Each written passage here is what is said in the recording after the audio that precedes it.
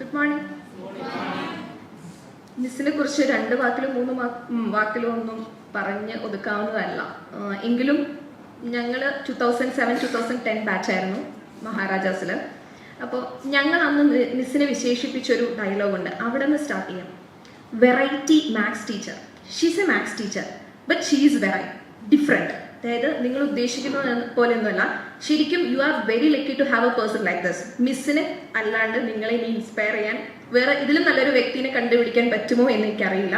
Because that much of active she is. പിന്നെ ഒരു കാര്യം കൂടി ഞാൻ നിങ്ങളോട് പറയാൻ ആഗ്രഹിക്കുകയാണ്. ഞങ്ങളന്ന് മിസ്സിനെ പരിചയപ്പെട്ടപ്പോൾ മുതൽ ഞങ്ങളന്ന് ശ്രദ്ധിച്ചിരുന്നൊരു കാര്യമുണ്ട്. മിസ്സിനത് വലിയ സംഭവമൊന്നുമല്ല, ബട്ട് ഞങ്ങളെ സംബന്ധിച്ചും ഒരുപക്ഷെ നിങ്ങളെ സംബന്ധിച്ചും ഒരു വലിയ കാര്യമായിരിക്കും മിസ്സിന്റെ ഡെസിഗ്നേഷൻ അല്ല, മിസ്സിന്റെ ആ പേരിന്റെ കൂടെ കുറച്ച് വാലുകളുണ്ട്. ഞാൻ വെറുതെ ഒന്ന് വായിക്കാം, എനിക്ക് ഓർത്തിരിക്കാൻ പറ്റില്ല, ഞാൻ നോക്കി വായിക്കുകയാണെ, കാണാപ്പാടം പറയാനില്ല, അത്രയ്ക്കും ഉണ്ട്. മിസ്സിന്റെ പ്രൊഫൈല് ജസ്റ്റ് ആദ്യത്തെ സെന്റൻസ് മാത്രം, പേരിന്റെ ആ സെന്റൻസ് മാത്രം ഞാൻ വായിക്കുവാണ്. Doctor Mary Matilda P, MSc, MPhil maths, MWS, MBA, MEd, MSc applied psychology, LLB, PhD. അപ്പോ എന്താ പറയാ, പ്രായം ഒന്നിനും ഒരു ഫാക്ടർ അല്ല. ഡെഡിക്കേഷൻ ഉണ്ടെങ്കിൽ നമുക്ക് ലൈഫിൽ എന്തും അച്ചീവ് ചെയ്യാൻ പറ്റും എന്നുള്ളതിന്റെ ഒരു ജീവിക്കുന്ന തെളിവാണ് നമ്മുടെ മുന്നിലിരിക്കുന്നത്, അല്ലെ? സോ ഇതിൽ കൂടുതൽ ഒരു വലിയൊരു മോട്ടിവേഷണൽ സ്പീക്കറിനെ നിങ്ങൾക്ക് ലൈഫിൽ കിട്ടാൻ പോകുന്നില്ല, അത് ഉറപ്പാണ്. സോ എന്തായാലും നിങ്ങൾക്ക് ഇതൊരു അടിപൊളി സെഷൻ ആയിരിക്കും എന്ന് ഞാൻ വാക്കു തരുന്നു. So you just going to enjoy it. Okay, so have a nice day. Thank you. Good morning. ശരിക്കും റെജീന എനിക്കൊരു പാര പണിതു എന്ന് പറയാം, അല്ലേ? നമ്മൾ ഈ ജീവിതവുമായിട്ട് ബന്ധപ്പെട്ട് ചില ഫോർമുല ഉണ്ട്. ഫോർമുല കേൾക്കാൻ ബുദ്ധിമുട്ടുണ്ടോ? മാത്സിലെ ഫോർമുല കേൾക്കാൻ ബുദ്ധിമുട്ടൊന്നുമില്ലല്ലോ. ഈ ഫോർമുല ഒക്കെ ഉള്ളൊരു ഗുണം എന്താണെന്നോ, ഈ മാത്സ് പഠിക്കാൻ കുറച്ച് ബുദ്ധിമുട്ടുണ്ടെങ്കിൽ ഞങ്ങൾ പറയാറുള്ളത് ഈ ഫോർമുല ഒന്ന് പഠിച്ചാൽ മതി. ഫോർമുല അപ്ലൈ ചെയ്താൽ കുറേ പ്രോബ്ലം നമുക്ക് ചെയ്യാൻ പറ്റും പരീക്ഷയ്ക്ക്. എൻട്രൻസിലൊക്കെ അങ്ങനെയല്ലേ, കുറേ ഫോർമുല പഠിച്ച് നമ്മൾ ഉത്തരങ്ങൾ ചെയ്യാറുണ്ടല്ലോ. കോൺസെപ്റ്റ് ക്ലിയർ ആണെങ്കിലും ഫോർമുല കയ്യിലുണ്ടെങ്കിൽ നമുക്ക് സ്പീഡ് കിട്ടും ചെയ്യാനായിട്ട്. അപ്പൊ ജീവിതത്തിനെ സംബന്ധിക്കുന്ന 3 ഫോർമുല അതെനിക്ക് വളരെ ഇഷ്ടപ്പെട്ട ഫോർമുലയാണ്. ആസ് എ മാത്സ് ടീച്ചർ ഫോർമുലയിൽ നിന്ന് നമുക്ക് പെട്ടെന്ന് ചില ഉത്തരങ്ങൾ കണ്ടെത്താൻ പറ്റും. അതില് ഒന്നാമത്തെ ഫോർമുല ഇതാണ്: ജീവിതത്തിൽ പലതും സംഭവിക്കും, ഇല്ലേ? പലതും സംഭവിച്ചു. ഇപ്പൊ നിങ്ങളുടെ മക്കള് ബ്രില്യന്റിന്റെ ലൈറ്റ് പ്രോഗ്രാമിന് വന്നിരിക്കുകയല്ലേ, അതൊരു ഇവന്റ് ആണ്. ഇങ്ങനെ പലതും ജീവിതത്തിൽ സംഭവിക്കും. എല്ലാം നമ്മുടെ കൺട്രോളിലൊന്നുമല്ല, എല്ലാത്തിലും നമുക്ക് കൺട്രോളൊന്നുമില്ല. നമ്മൾ ഈ പല കാര്യങ്ങളെയും വിമർശിക്കും, പക്ഷെ അത് പലപ്പോഴും നമുക്ക് ശരിയാക്കാനൊന്നും പറ്റില്ല. It is beyond our control. ഇപ്പൊ ഗവൺമെന്റിനോട് തന്നെ എതിർപ്പുണ്ടെങ്കിൽ നമുക്ക് അവരെയൊന്നും പോയി ശരിയാക്കാനൊന്നും പറ്റില്ല. പക്ഷെ നമുക്ക് കൺട്രോൾ ഉള്ളത് ഏതിലാ? വോട്ട് ചെയ്യാൻ അവസരം കിട്ടും, അപ്പോഴാണ് നമ്മുടെ കൺട്രോൾ അല്ലേ നമ്മുടെ കയ്യിലുള്ളത്. ഇനി അപ്പൊ എല്ലാം കൺട്രോളിൽ ഇല്ലെങ്കിലും ഒരു കാര്യം എപ്പോഴും നമ്മുടെ കൺട്രോളിലുണ്ട്. അതായത് ഇവന്റിനോട് നമ്മൾ എങ്ങനെ റെസ്പോണ്ട് ചെയ്യുന്നു എന്നുള്ളത് നമ്മുടെ കൺട്രോളിലുള്ള കാര്യമാണ്. ജീവിതത്തിൽ സംഭവിക്കുന്ന എല്ലാ കാര്യങ്ങളോടും നമുക്ക് റെസ്പോൺസ് ഉണ്ടാവും. ആ റെസ്പോൺസ് നമ്മുടെ കയ്യിൽ, നമ്മുടെ കൺട്രോളിലുള്ള ഒരു കാര്യമാണ്. ഇവന്റും റെസ്പോൺസും കൂടി ചേരുമ്പോഴാണ് റിസൾട്ടായി മാറുന്നത്. അതാണ് E+R = O എന്ന് പറയും. ഇവന്റ് ഇപ്പോ നമ്മുടെ ജീവിതത്തിലും അങ്ങനെ പലതും നമ്മുടെ കൺട്രോളിലല്ലാത്ത പല കാര്യങ്ങളും സംഭവിക്കും. പക്ഷെ അതിനോട് റെസ്പോണ്ട് ചെയ്യാനുള്ള ഫ്രീഡം നമുക്കുണ്ട്. ഇപ്പൊ നമ്മള് ഒരു ദിവസം എറണാകുളത്ത് നിന്ന്, എറണാകുളംകാരൊക്കെ ഉണ്ടല്ലോ അല്ലെ, നമുക്ക് എറണാകുളത്ത് നിന്ന് തൃശ്ശൂർക്ക് പോകണം. അന്ന് ട്രെയിനൊന്നുമില്ല, KSRTC ബസ് മാത്രമേ ഉള്ളൂ. അപ്പൊ നമ്മൾ ബസ് സ്റ്റാൻഡിൽ ചെന്ന് 4:30 ബസ്സിന് പോകാൻ വേണ്ടി നിൽക്കുകയാണ്, ബസ് കാത്ത് നിൽക്കുകയാണ്. അന്ന് തൃശ്ശൂർക്ക് പോയേ മതിയാവും. 4:30 ബസ് കാണാനില്ല, 4:45 ബസ്സും കാണാനില്ല. 4:30 ബസ്സില്ല എന്ന് പറഞ്ഞാൽ നമ്മൾ പെട്ടെന്നൊന്നും തിരിച്ചു വരില്ല, അങ്ങനെയല്ലേ? നമ്മുടെ നാട്ടില് വീണ്ടും വെയിറ്റ് ചെയ്യേണ്ടി വരും. 4:45 ബസ്സും കാണാനില്ല, 5 മണിയുടെ ബസ്സും കാണാനില്ല. അപ്പൊ അവിടെ ഒരു ഇവന്റ് ആണ്, നമുക്ക് തൃശ്ശൂർക്ക് പോകണം, ബസ്സില്ല.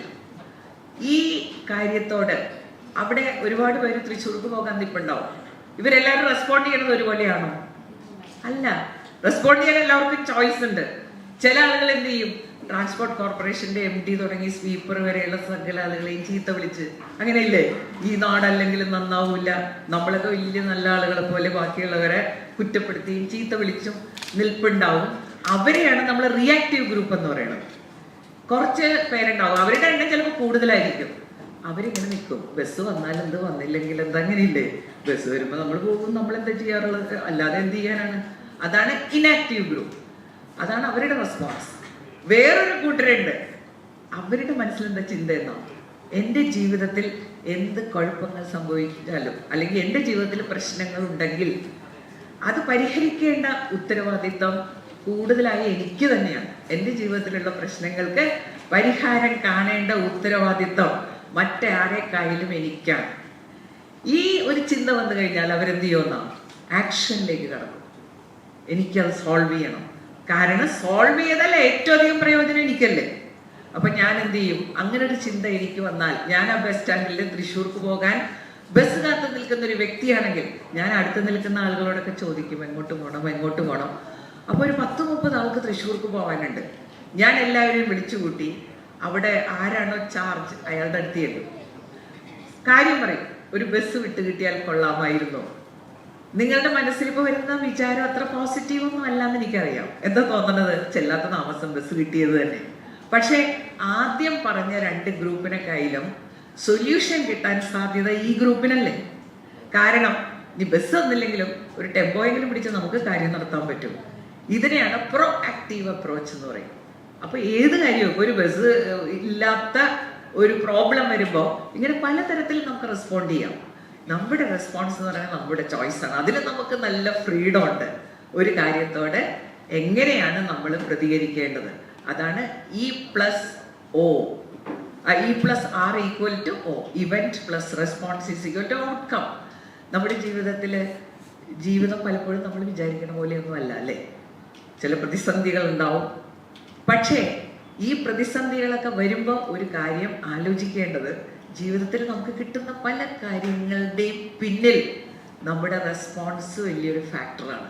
നമ്മൾ എങ്ങനെയാണ് പ്രതികരിക്കുന്നത്. ഇപ്പോൾ ഒരുപാട് ആരോഗ്യ പ്രശ്നങ്ങളൊക്കെ ഉണ്ട് അല്ലേ. ഈ ആരോഗ്യ പ്രശ്നങ്ങളുടെ പിന്നിൽ നമ്മൾ ചിന്തിക്കുമ്പോൾ, ഇവിടെ എൻവയോൺമെന്റ് ഒന്നും നമ്മൾ വിചാരിക്കുന്ന പോലെ ഒന്നും നമുക്ക് പൊല്യൂഷൻ ഉണ്ടാകാൻ പാടില്ല, നടക്കുന്ന കേസല്ല. പക്ഷെ ചില കാര്യങ്ങൾ നമുക്ക് ചെയ്യാല്ലേ. നമ്മുടെ ആരോഗ്യം കാത്തു സൂക്ഷിക്കാൻ പറ്റും, നമ്മുടെ ഫുഡ്, ഇതെല്ലാം നമുക്ക് കൺട്രോൾ ചെയ്യാം. അവിടെ നമുക്ക് റെസ്പോൺസ്, നമ്മുടേതായിട്ടുള്ള തീരുമാനങ്ങൾ എടുക്കാം. അതൊരു ഫോമുല കേട്ടോ. രണ്ടാമത്തെ ഫോമുല എന്താണെന്നോ, അതാണ് റെജീന പറഞ്ഞപ്പോൾ എനിക്ക് ഓർമ്മ വന്നത്. ഹാപ്പിനെസ്. ഹാപ്പി ആയിട്ടിരിക്കാൻ ആഗ്രഹമില്ലാത്ത ആരെങ്കിലും ഉണ്ടാവും? കൊച്ചുകുട്ടിയാണെങ്കിലും ദേ തിങ്ക് ഓഫ് ഹാപ്പിനെസ്. എങ്ങനെ സന്തോഷമായിട്ടിരിക്കാം, അതിന്റെ വഴികൾ പലതരത്തിലുണ്ടാവും. അപ്പോൾ സന്തോഷത്തിനൊരു ഫോമുല ഉണ്ട്. എന്താണെന്നോ, happiness = result divided by expectation. Result എന്തോ ആയിക്കൊള്ളട്ടെ, സന്തോഷം കൂടുന്നതും കുറയുന്നതും നമ്മുടെ പ്രതീക്ഷ അനുസരിച്ചാണ് സന്തോഷം കൂടുന്നതും കുറയുന്നതും.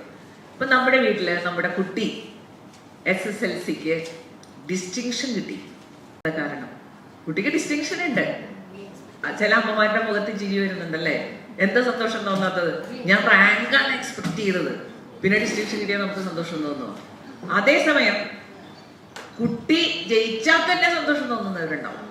എന്താ, കുട്ടിയെ കുറിച്ച് നമ്മുടെ പ്രതീക്ഷ അങ്ങനെയായിരുന്നു, ഒരു 210 കിലോന് കിട്ടണം, അപ്പോൾ ഒരു ഫസ്റ്റ് ക്ലാസ് ഒക്കെ കിട്ടിയാൽ they will be so happy. ഇതാണ് ജീവിതത്തിലെ വേറൊരു രസമുള്ളൊരു കാര്യം.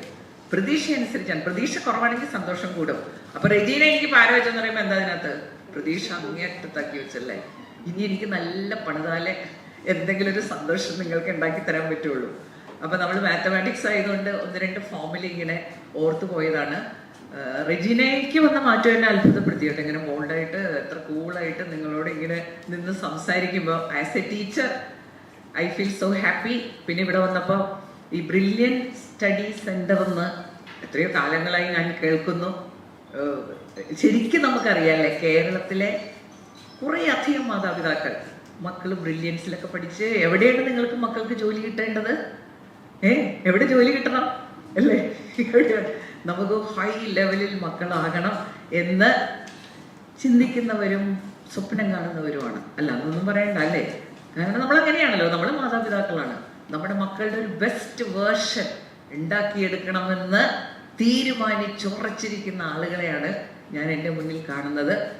അതോടൊപ്പം തന്നെ മക്കളെയും നിങ്ങൾക്ക് കൂട്ടാൻ പറ്റി എന്നുള്ളത് അതും വളരെ ഒരു എന്താ പറയേണ്ടത്, ഒരു അനുകൂല ഘടകമാണ്. വിളിച്ചിട്ട് വന്നില്ലെങ്കിൽ പോയില്ലേ അല്ലേ? അപ്പോൾ മക്കള് നിങ്ങളുടെ ഒപ്പം നിന്നു എന്നുള്ളത് അത് നിങ്ങളുടെയും കൂടി ഒരു നേട്ടമാണ്. മക്കളെ കൂടെ നിർത്താൻ പറ്റുക, കൂടെ കൂട്ടാൻ പറ്റുക. അമ്മയ്ക്ക് വരെ പണിയൊന്നുമില്ലെന്ന് ചോദിച്ചാൽ പോയില്ലേ, അച്ഛന് വരെ പണിയൊന്നുമില്ലെന്ന്.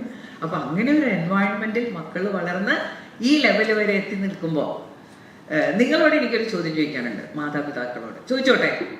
നമുക്ക് ചോദ്യം ചോദിക്കലാണല്ലോ. ബെർണാഡ് ഷോ പണ്ട് പറഞ്ഞ പോലെ the greatest fool on earth can ask questions, even the wisest cannot answer. ചോദ്യം ചോദിക്കാൻ വളരെ എളുപ്പമുള്ള പരിപാടി. നമ്മൾ ജീവിത ഘട്ടങ്ങളിലൂടെ ഇങ്ങനെ കടന്നു പോകും അല്ലേ? ആദ്യത്തെ 2 വയസ്സ് ഏതാ? ശൈശവല്ലേ, ആദ്യത്തെ 2 വയസ്സ് വരെ. പിന്നെ ഒരു 12 വയസ്സാകുമ്പോൾ എന്താ സംഭവിക്കുന്നത്? ബാല്യം കഴിഞ്ഞു. ബാല്യത്തിന്റെ 1ാം ഘട്ടവും കഴിഞ്ഞു, 2ാം ഘട്ടവും കഴിഞ്ഞു.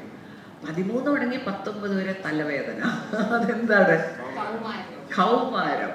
ഇത് കഴിഞ്ഞ് പിന്നെ 20 തുടങ്ങി 30 വരെ യൗവനത്തിന്റെ ആദ്യഘട്ടം. 30 തുടങ്ങി 40 വരെ യൗവനത്തിന്റെ 2ാം ഘട്ടം. അതിലാണോ നിങ്ങളൊക്കെ? അതും കഴിഞ്ഞു. 40 തുടങ്ങി 50 വരെ മധ്യവയസ്സിന്റെ ആദ്യഘട്ടം. 50 തുടങ്ങി 60 വരെ മധ്യവയസ്സിന്റെ 2ാം ഘട്ടം. ഘട്ടമൊന്നുമില്ല. പിന്നെ ഞാൻ അങ്ങനെ നിൽക്കുകയാണ്. മറ്റേതൊരു പ്രതീക്ഷയുണ്ട്, അടുത്ത ഘട്ടം. പക്ഷേ നിങ്ങളിങ്ങനെ ചിരിക്കുമ്പോ നിങ്ങളിങ്ങനെ നന്നായിട്ട് ശ്രദ്ധിച്ചിട്ടുണ്ടെങ്കിൽ എനിക്ക് പലതും പറയാൻ തോന്നണം. അതാണ് വേറൊരു പ്രശ്നം. ഈ കഴിഞ്ഞ ദിവസം ഒരു ഫേസ്ബുക്കിൽ, ഇതിലേക്ക് തിരിച്ചു വരാട്ടോ, ഫേസ്ബുക്കിൽ ഒരു പോസ്റ്റ് കണ്ടായിരുന്നേ. ഞങ്ങളുടെ കുടുംബയോഗം പ്രായം ചെന്നവർക്കായി ഒരു യോഗം സംഘടിപ്പിക്കുന്നു. കുടുംബയോഗം എന്ന് പറയുമ്പോൾ എല്ലാവരും ഉണ്ടാവുമല്ലോ, ആബാലവൃദ്ധം. അപ്പൊ പ്രായം ചെന്നവർക്കായി ഒരു യോഗം സംഘടിപ്പിക്കുന്നു. അപ്പൊ ഞാൻ അതിന്റെ താഴെ എൻ്റെ ഒരു സ്റ്റുഡന്റിന്റെ പോസ്റ്റ് ഇട്ടേക്കണത്, ഈ പ്രായം ചെന്നവർ എന്ന് പറഞ്ഞാൽ ആരാ? ഈ നമ്മളിങ്ങനെ ഘട്ടമൊന്നുമില്ല എന്ന് പറയുമ്പോൾ എല്ലാവരും ചിരിക്കും, എല്ലാവർക്കും സന്തോഷമാവും. ഘട്ടമൊന്നുമില്ലാത്ത ഒരാളിങ്ങനെ മുമ്പിലേക്ക് പോകും. അപ്പൊ എന്താണ്? തമാശയുടെ തിരിച്ചാണ്, അറിയാം. പക്ഷെ ഈ ഘട്ടമൊന്നുമില്ല എന്ന് ഞാൻ തമാശയ്ക്ക് പറഞ്ഞാലും ഈ പ്രായത്തിന്റെ കാര്യത്തില് നമ്മൾ ചിന്തിക്കേണ്ട ഒരു കാര്യമുണ്ട്. കാരണം എല്ലാവർക്കും പ്രായമാകുമല്ലോ. അതായത് ഒരാൾ പ്രായമായി എന്ന് നമ്മൾ എപ്പോഴാണ് പറയുന്നത്? അങ്ങനെയാണല്ലോ ഒരാൾ ഒരു ഗതിയും പരഗതി ഇല്ലാതെ ആകുമ്പോഴാണ് പ്രായമായി എന്ന് പറയണം. That is A good answer. പക്ഷെ അത് പ്രായം 40 വയസ്സില്ല, ഞാൻ കണ്ടിട്ടുണ്ട് 50 വയസ്സുള്ള ആളൊക്കെ നടക്കാൻ പറ്റാതെ മുട്ടിന് വേദന അവിടെ മാറ്റി വെച്ചു. അപ്പൊ എപ്പോഴാണെന്നാ ഈ പ്രായം ചെന്നവർ നമ്മൾ സാധാരണ ഒരു 60 വയസ്സ് 70 വയസ്സ് ഇനി അങ്ങോട്ട് ജീവിതം ഇതുവരെ ജീവിച്ചത്രേ ഇല്ല. അതായത് ബാക്കിയുള്ള ജീവിതം എത്രയുണ്ടെന്ന് നോക്കിയിട്ടല്ലേ നമ്മൾ പ്രായം ചെന്നവർ എന്ന് പറയണത്. ഓ, ഇവർക്ക് ഇനി വലിയ ജീവിതമൊന്നും ബാക്കിയില്ലെന്ന് ചെറുപ്പക്കാർ പറയുമ്പോ ഞാൻ ചെറുപ്പക്കാരോട് ചോദിക്കുന്ന ഒരു ചോദ്യമുണ്ട്. അത് ചിലർക്ക് ഇഷ്ടപ്പെടില്ല കേട്ടോ. എന്താ ചോദ്യം എന്നോ? ഇപ്പൊ എനിക്ക് ഇത്രയും ജീവിതം ബാക്കിയുണ്ട്. എന്നോട് ചെറുപ്പക്കാട്ടി, മിസ്സിനൊക്കെ പിന്നെ ഇത്രയും പ്രായമില്ലേ? കുട്ടികളോട് ചിലപ്പോൾ ചിലരുടെ പ്രായം ചോദിക്കുമ്പോൾ അവർ പറയണത് അയക്ക് ഭയങ്കര പ്രായമുണ്ട് മിസ്സേ, എത്ര വയസ്സായി? ഒരു 50 വയസ്സൊക്കെ കഴിഞ്ഞിട്ടുണ്ട്. നമ്മുടെ നെഞ്ച് തകർന്നു പോകുമല്ലേ? അപ്പൊ എത്ര ബാക്കിയുണ്ടെന്ന് വെച്ചിട്ടാണ് നമ്മൾ പറയാറ്. ഈ ബാക്കി ആർക്കെങ്കിലും പറയാൻ പറ്റുമോ? ഈ 25-കാരന് ബാക്കി എത്രയുണ്ടെന്ന് ദൈവത്തിന് അറിയാം അല്ലേ? അപ്പോൾ അങ്ങനെ പറയുന്നതിൽ യാതൊരു അർത്ഥമില്ല. ഞാൻ തമാശയ്ക്ക് പറഞ്ഞാണ് closing stage of life span എന്ന് പറയും. 60 കഴിയുമ്പോൾ സീനിയേഴ്സ് ആണ്. അവർ ഉദ്ദേശിക്കുന്നത് ഇതാണ്. നിങ്ങളൊക്കെ ഏകദേശം എക്സ്പയറി ഡേറ്റിലാണ് അല്ലേ എന്നാണ് ഉദ്ദേശിക്കുന്നത്.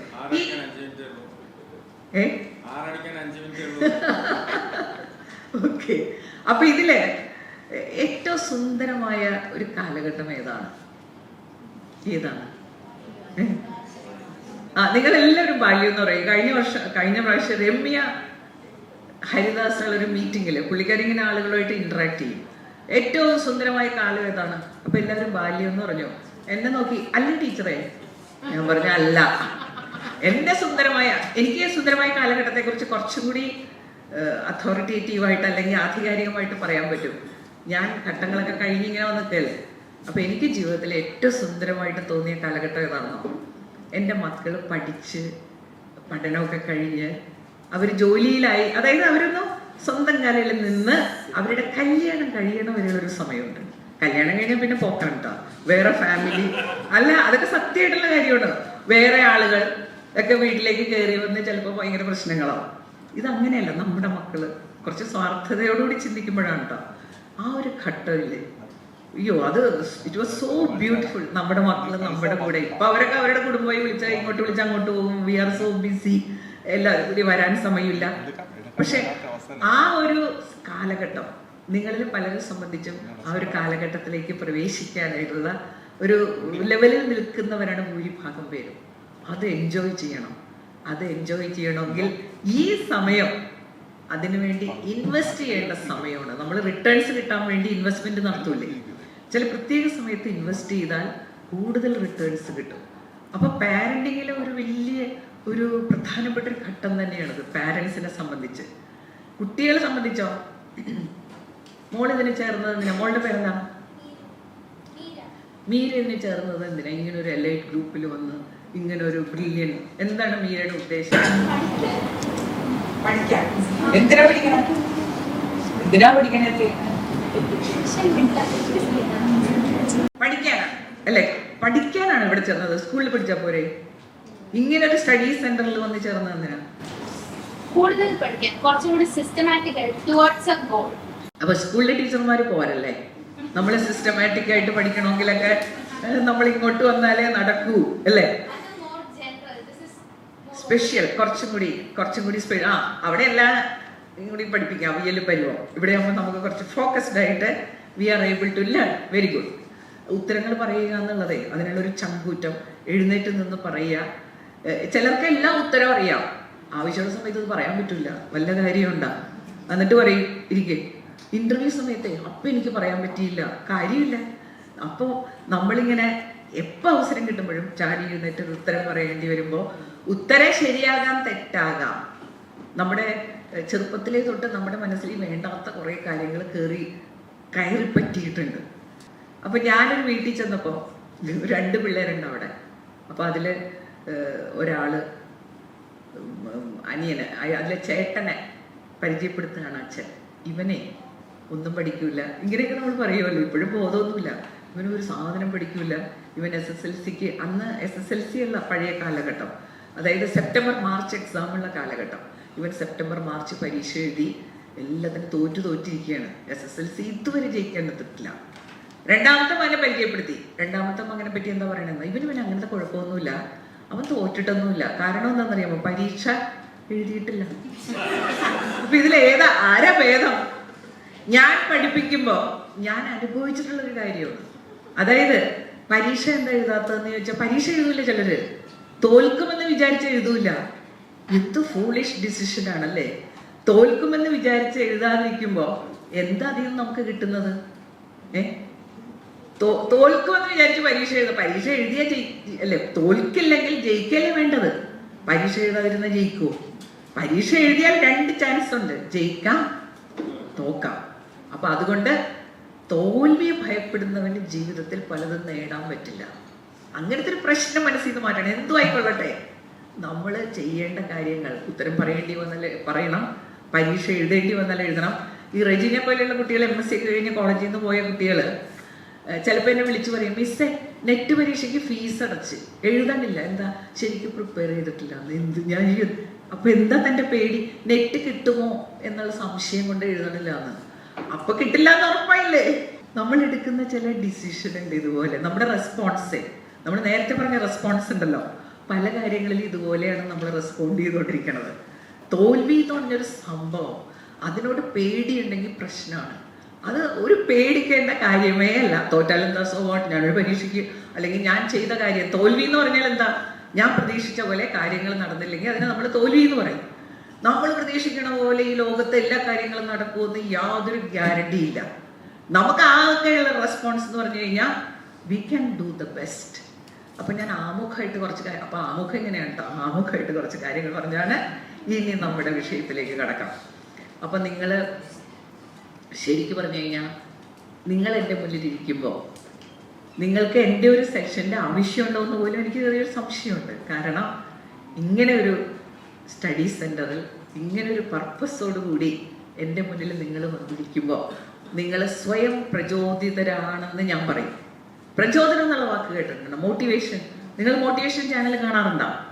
അല്ലെങ്കിൽ കാണണോട്ടോ. എനിക്കൊരു മോട്ടിവേഷൻ ചാനലുണ്ട്, മേരി മെറ്റിൽഡ എന്ന് അടിച്ചാൽ വരുന്നത്. അപ്പൊ നിങ്ങൾ നോക്കി ഇഷ്ടപ്പെട്ടാൽ എന്ത് ചെയ്യണം? സബ്സ്ക്രൈബ് ചെയ്യണം. ഈ മോട്ടിവേഷൻ എന്ന് പറയുന്ന സാധനം നമ്മുടെ ജീവിതത്തിൽ വളരെ ആവശ്യമാണ്. ശരിക്കും നമ്മളെ ഒന്ന് വിലയിരുത്തി നോക്കിയേ. നമ്മളൊക്കെ ആരാണ്? ഇവിടെ ഇരിക്കുന്ന ചെറിയ കുട്ടികൾ പ്രത്യേകം ശ്രദ്ധിക്കണം. നമ്മളൊരു വ്യക്തിയായിട്ട് ഈ ഭൂമിയിൽ ജനിച്ചിട്ടുണ്ടെങ്കിൽ നമ്മളെക്കുറിച്ച് നമ്മൾ പലപ്പോഴും ചിന്തിക്കാറില്ല. നമ്മൾ ആരാണ്, എന്താണ്, നമ്മൾ ആരാണ്? നമുക്ക് സ്വന്തമായിട്ടുള്ളത് നമ്മൾ വലിയ മില്യണറാണെന്ന് പറയാം ഇവിടെ ഇരിക്കുന്ന ഓരോരുത്തരും. എന്താ കാരണം? You are all millionaires. എന്താ കാരണം എന്നറിയാമോ? എന്താ? നിങ്ങളൊക്കെ കോടീശ്വരന്മാരാണോ മക്കളെ? അല്ലെന്നൊരാൾ ആണോ? ഞാൻ ഇപ്പൊ പ്രൂവ് ചെയ്ത് തരാം. ഞാൻ റിട്ടയർ ചെയ്ത് കഴിഞ്ഞ് 4 പല്ല് മാറ്റി വെച്ചിട്ടോ. ഈ ക്ലാസ് എടുക്കാൻ പോവല്ലേ, ജനങ്ങൾ മുഴുവൻ നമ്മളിങ്ങനെ നോക്കിക്കൊണ്ടിരിക്കുന്നു. അപ്പൊ ഞാൻ പല്ല് മാറ്റി വെച്ചു. 50,000 രൂപയായി. എത്ര കൊല്ലം മുമ്പ്? 2014. ഇപ്പൊ എത്രയാണെന്ന് എനിക്ക് അറിഞ്ഞുകൂടാ. അത് കഴിഞ്ഞ് ഞാൻ എൻ്റെ സുഹൃത്തുക്കളെയൊക്കെ വഴിക്ക് വെച്ച് കാണുമ്പോൾ ചിലർ മുട്ട് മാറ്റി വെച്ചിരിക്കണോ, ചിലര് തുടയല് മാറ്റി വെച്ചിരിക്കണോ, ഹൃദയം മാറ്റി വെക്കണവരെ കണ്ടിട്ടില്ലേ? എത്രയാണ് അതിനുള്ള കോസ്റ്റ്? അതൊന്നും നമുക്കറിയില്ല. അതൊക്കെ പിന്നെ ഞാൻ പറയാറുണ്ട്, നമ്മൾ മെഷീൻസ് ഒക്കെ ഒരുപാട് നമ്മൾ കണ്ടിട്ടുണ്ട്. ക്രോഴ്സ് ഓഫ് റുപ്പീസ് ഉള്ള മെഷീനൊക്കെ കണ്ടിട്ടുണ്ട്. നമ്മുടെ ഈ ഹ്യൂമൻ ബോഡിയെ കുറിച്ച് ഒന്ന് ചിന്തിച്ചു നോക്കിയേ. ഇങ്ങനൊരു സാധനം ഉണ്ടാക്കിയെടുക്കണമെങ്കിൽ എത്ര കോടി രൂപ വേണ്ടി വരും അല്ലേ? അന്നലെ കിട്ടില്ല, ഇതുപോലൊരു സാധനം കിട്ടില്ല. അത്ര സോഫിസ്റ്റിക്കേറ്റഡ് കോംപ്ലക്സ് സ്ട്രക്ചറുള്ള ഈ സാധനം അത് സ്വന്തമല്ലേ? ഈ ശരീരം വേറെ ഉള്ളവരുടെയാണോ? ആണോ? എന്താ മോനി ജീവനല്ലേ? ഈ ശരീരം നമ്മുടെ അല്ലേ? അപ്പൊ നമ്മളൊക്കെ കോടീശ്വരന്മാരല്ലേ? ഇവിടെ ഒരു സാധനം ഫിറ്റ് ചെയ്ത് തന്നിട്ടില്ലേ? ആരോടെ ചോദിക്കണം? എന്താ മോനെ അത്? പേരെന്താ മോന്റെ? ഈ മോനെ രണ്ടും കൽപ്പിച്ചു വന്നേക്കല്ലേ മോൻ? മോൻ ഏത് ക്ലാസ്സിലാ? 3-ലാ? 3-ാം ക്ലാസ്സിലാ? മോന്റെ തലയിലേക്ക് ഇതെല്ലാം ഇപ്പോഴേ കയറിയിട്ടുണ്ടല്ലോ. ഇനിയൊന്നും കയറാൻ ബാക്കിയില്ലേ? ഇരിക്കട്ടോ മിടുക്കൻ. എന്താ പേര്? സൂര്യ. ഈ ബ്രെയിൻ ഇല്ലേ? അപ്പൊ സൂര്യ ഇന്നത്തെ ക്ലാസ്സോടുകൂടി ഭയങ്കര സംഭവം അല്ലേ? കാരണം ഇന്നിപ്പോ ഇവിടെ വരുമ്പോ എന്തെല്ലാം കാര്യങ്ങൾ സൂര്യ അറിയാൻ പോകുന്നു അല്ലേ? ഇത്രയും കാര്യങ്ങൾ നമുക്കറിയാം. Very good. മോനെ അറിയാമെന്ന് മാത്രമല്ല ഉത്തരങ്ങൾ പറയുകയും ചെയ്യണം. ഉത്തരങ്ങൾ പറയണം. അറിയാം എന്ന് പറഞ്ഞിട്ട് കാര്യമില്ല. ചിലര് പറയണ പോലെ എനിക്കത് അറിയാമായിരുന്നു, വല്ല കാര്യമുണ്ടാ? പറയണ്ടേ? അപ്പൊ ബ്രെയിൻ എന്ന് പറഞ്ഞൊരു സംഭവമുണ്ട്. നമ്മൾ ഈ ലാപ്ടോപ്പ് കമ്പ്യൂട്ടറിലൊക്കെ അതിനൊക്കെ വളരെ അത്ഭുതത്തോടു കൂടി നോക്കിക്കാണും അല്ലെ? മൊബൈൽ പോലും എന്തെല്ലാം കാര്യങ്ങൾ ഈ മൊബൈൽ ചെയ്യുന്നത്. ഇതിൻ്റെയൊക്കെ മോഡൽ എന്ന് പറഞ്ഞാൽ ഹ്യൂമൻ ബ്രെയിൻ ആണ്. നമ്മുടെ memory, short term memory, long term memory. നമ്മുടെ ഈ ലാപ്ടോപ്പ് കമ്പ്യൂട്ടറിലേക്ക് മെമ്മറിക്ക് ലിമിറ്റ് ഉണ്ടല്ലേ? ലിമിറ്റ് ഉണ്ടെന്ന് പറയാൻ കാര്യം എന്താ? ചിലപ്പോൾ നമ്മൾ സേവ് ചെയ്തിടുമ്പോൾ എഴുതി കാണിക്കും മെമ്മറി ഈസ് ഫുൾ. ഇതിനങ്ങനെയുണ്ടോ? ഇല്ല. അപ്പൊ ഇതുപോലെ മെമ്മറി അനന്തമായിട്ടുള്ള ഒരു സാധനം നമ്മളെങ്ങാനും വാങ്ങാൻ ചെന്നാൽ എന്താണല്ലേ സ്ഥിതി? നമുക്ക് വാങ്ങാൻ പറ്റില്ല. അതിനുള്ള കപ്പാസിറ്റി ഒന്നും നമുക്ക് ഉണ്ടാവില്ല.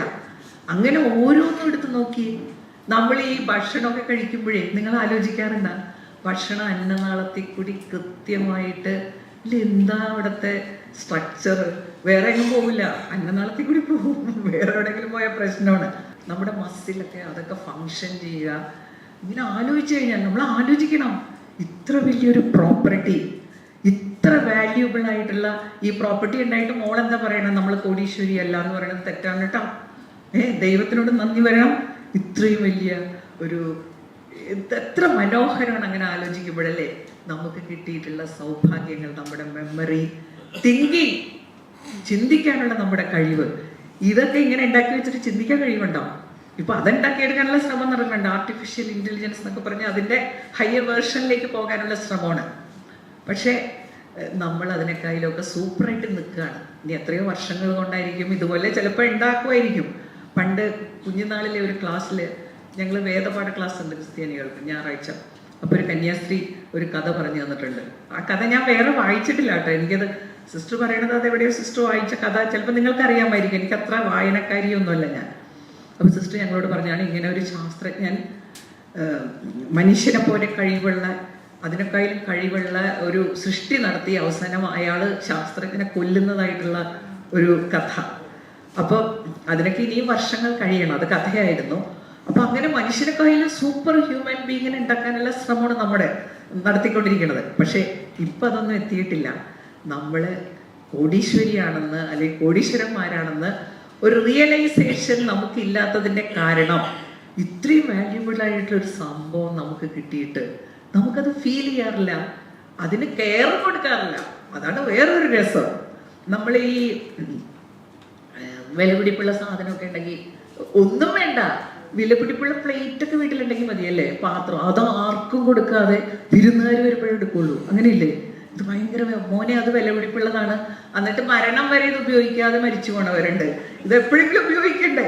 അപ്പൊ ഇങ്ങനെ വിലപിടിപ്പുള്ള സാധനങ്ങളോടുള്ള നമ്മുടെ ഒരു ആറ്റിറ്റ്യൂഡ്, സ്വർണ്ണമൊക്കെ കൊണ്ടുപോയി ലോക്കറിൽ വെച്ചൊക്കെ അല്ലേ, ആരും എടുത്തുകൊണ്ട് പോകാതിരിക്കാൻ വളരെ കെയർഫുൾ ആയിട്ട്. What about our body? വല്ല കെയറും കൊടുക്കാറുണ്ടോ? അതിന് വേണ്ട എന്തൊക്കെയാണ് നമ്മുടെ ബോഡിക്ക് വേണ്ടതെന്ന് അറിയാമോ? അതുമില്ല. നമ്മുടെ മനസ്സിൽ IIT ഇതൊക്കെ ഉണ്ടാവും, പക്ഷേ ബേസിക്, ഞാൻ പറയണത് ബേസിക്കിൽ നിന്ന് തുടങ്ങണം.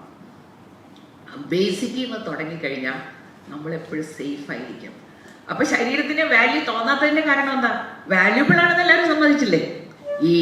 എനിക്ക് തന്നെ ഞാൻ വിചാരിക്കും, നമുക്ക് പ്രഭാഷണം നടത്താൻ അവസരം എല്ലാം ഉണ്ട്, പക്ഷെ ആരോഗ്യം കുറവാണെങ്കിൽ അത് പ്രശ്നമാണ്. അപ്പൊ നമ്മുടെ ഒരു ഹെൽത്തി ബോഡി, ഇതിന് തടസ്സമായിട്ട് നിൽക്കുന്നത് എന്താണ് ഈ വാല്യൂ നമുക്ക് ഫീൽ ചെയ്യാത്തത്? ആ വാല്യൂ ഫീൽ ചെയ്തെങ്കിൽ നമുക്ക് ഭയങ്കര മാറ്റം ഉണ്ടായേനെ. അപ്പൊ ദൈവം, അല്ലെങ്കിൽ നിങ്ങൾ ദൈവത്തിൽ വിശ്വസിക്കുന്നില്ലെങ്കിൽ, നമ്മളെ സൃഷ്ടിച്ചപ്പോൾ വലിയൊരു ചലഞ്ച് തന്നിട്ടാണ് നമ്മളെ സൃഷ്ടിച്ചിരിക്കുന്നത്. ഇത്രയും വാല്യൂബിൾ ആയിട്ടുള്ള സംഭവമൊക്കെ നിനക്ക് തന്നിട്ടുണ്ട്, പക്ഷേ ഇത് ഉപയോഗിക്കണോ വേണ്ടയോ എന്നുള്ളത് നിന്റെ റെസ്പോൺസാണ്. അതാണ് ഭയങ്കര അത്ഭുതം അല്ലേ? നിന്റെ റെസ്പോൺസാണ്. അപ്പൊ ഈ വാല്യൂ ഫീൽ ചെയ്യാത്തത് എന്തുകൊണ്ടാണ്? ആര് പറയും ഉത്തരം? എഴുന്നേറ്റ് എന്ന് പറയും മോളെ, നമ്മൾ എഴുന്നേറ്റ് എന്ന് പറയാം.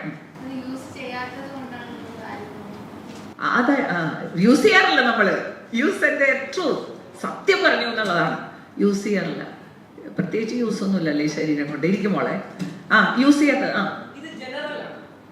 എല്ലാവർക്കും നോക്കുമ്പോ എന്നല്ലേ ഞാൻ മാത്രം ജനറലാണെന്ന് പറഞ്ഞാൽ നമുക്ക് ഉള്ളതില്ല എന്ന് പറയാൻ പറ്റുമോ? നമുക്ക് എല്ലാവർക്കും ശരീരം ഉണ്ടെന്നാണ്. എന്താ മോന്റെ പേര്? ഇർഫാൻ പറയണത് മനസ്സിലായോ നിങ്ങൾക്ക്? ഇതിനകത്ത് തനിക്ക് ശരീരമുണ്ട്, എനിക്കുണ്ട്, ഇതിനകത്ത് ഇത്ര വലിയ ഇതെന്നാണ് ഇർഫാൻ പറയണത്. വെരി ഗുഡ് ഇർഫാൻ, ഇരിക്കും മോനെ.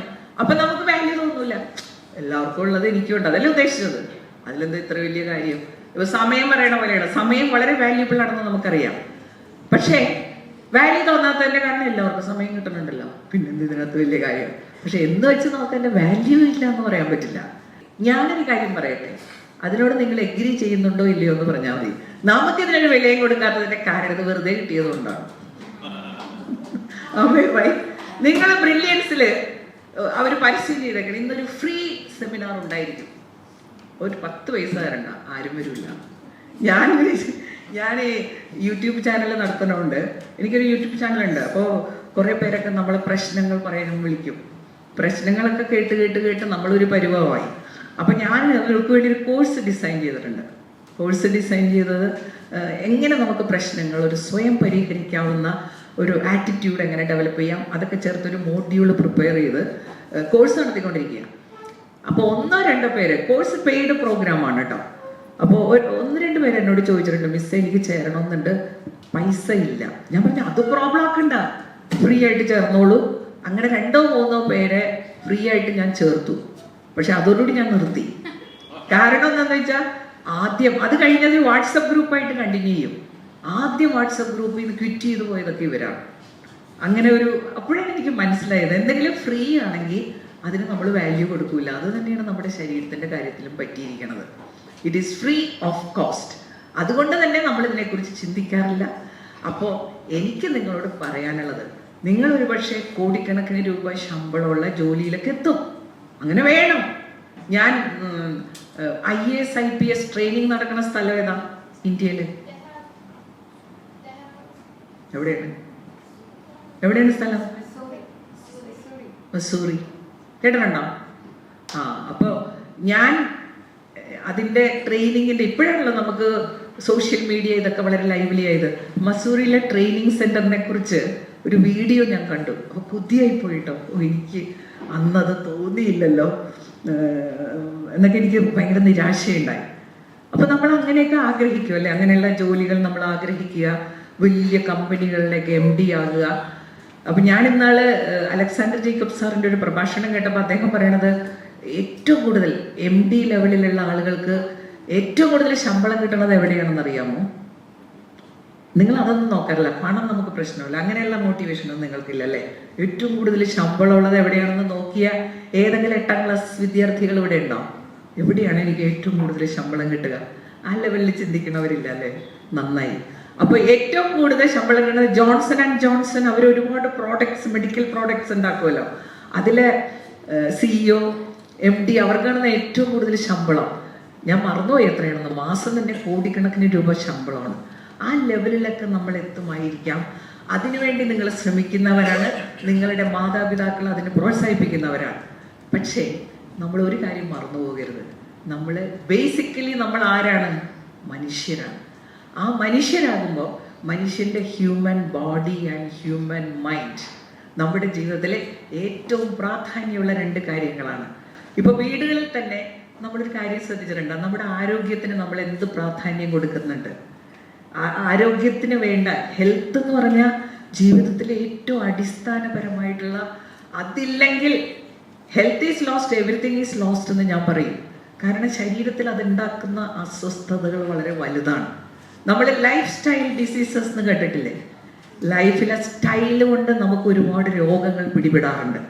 അപ്പൊ ഇവിടെ നിങ്ങളോട് എനിക്ക് പറയാനുള്ളത് അതാണ്, നമ്മള് ഇങ്ങനെയുള്ള ജീവിതത്തെക്കുറിച്ച് സ്വപ്നം കാണണം.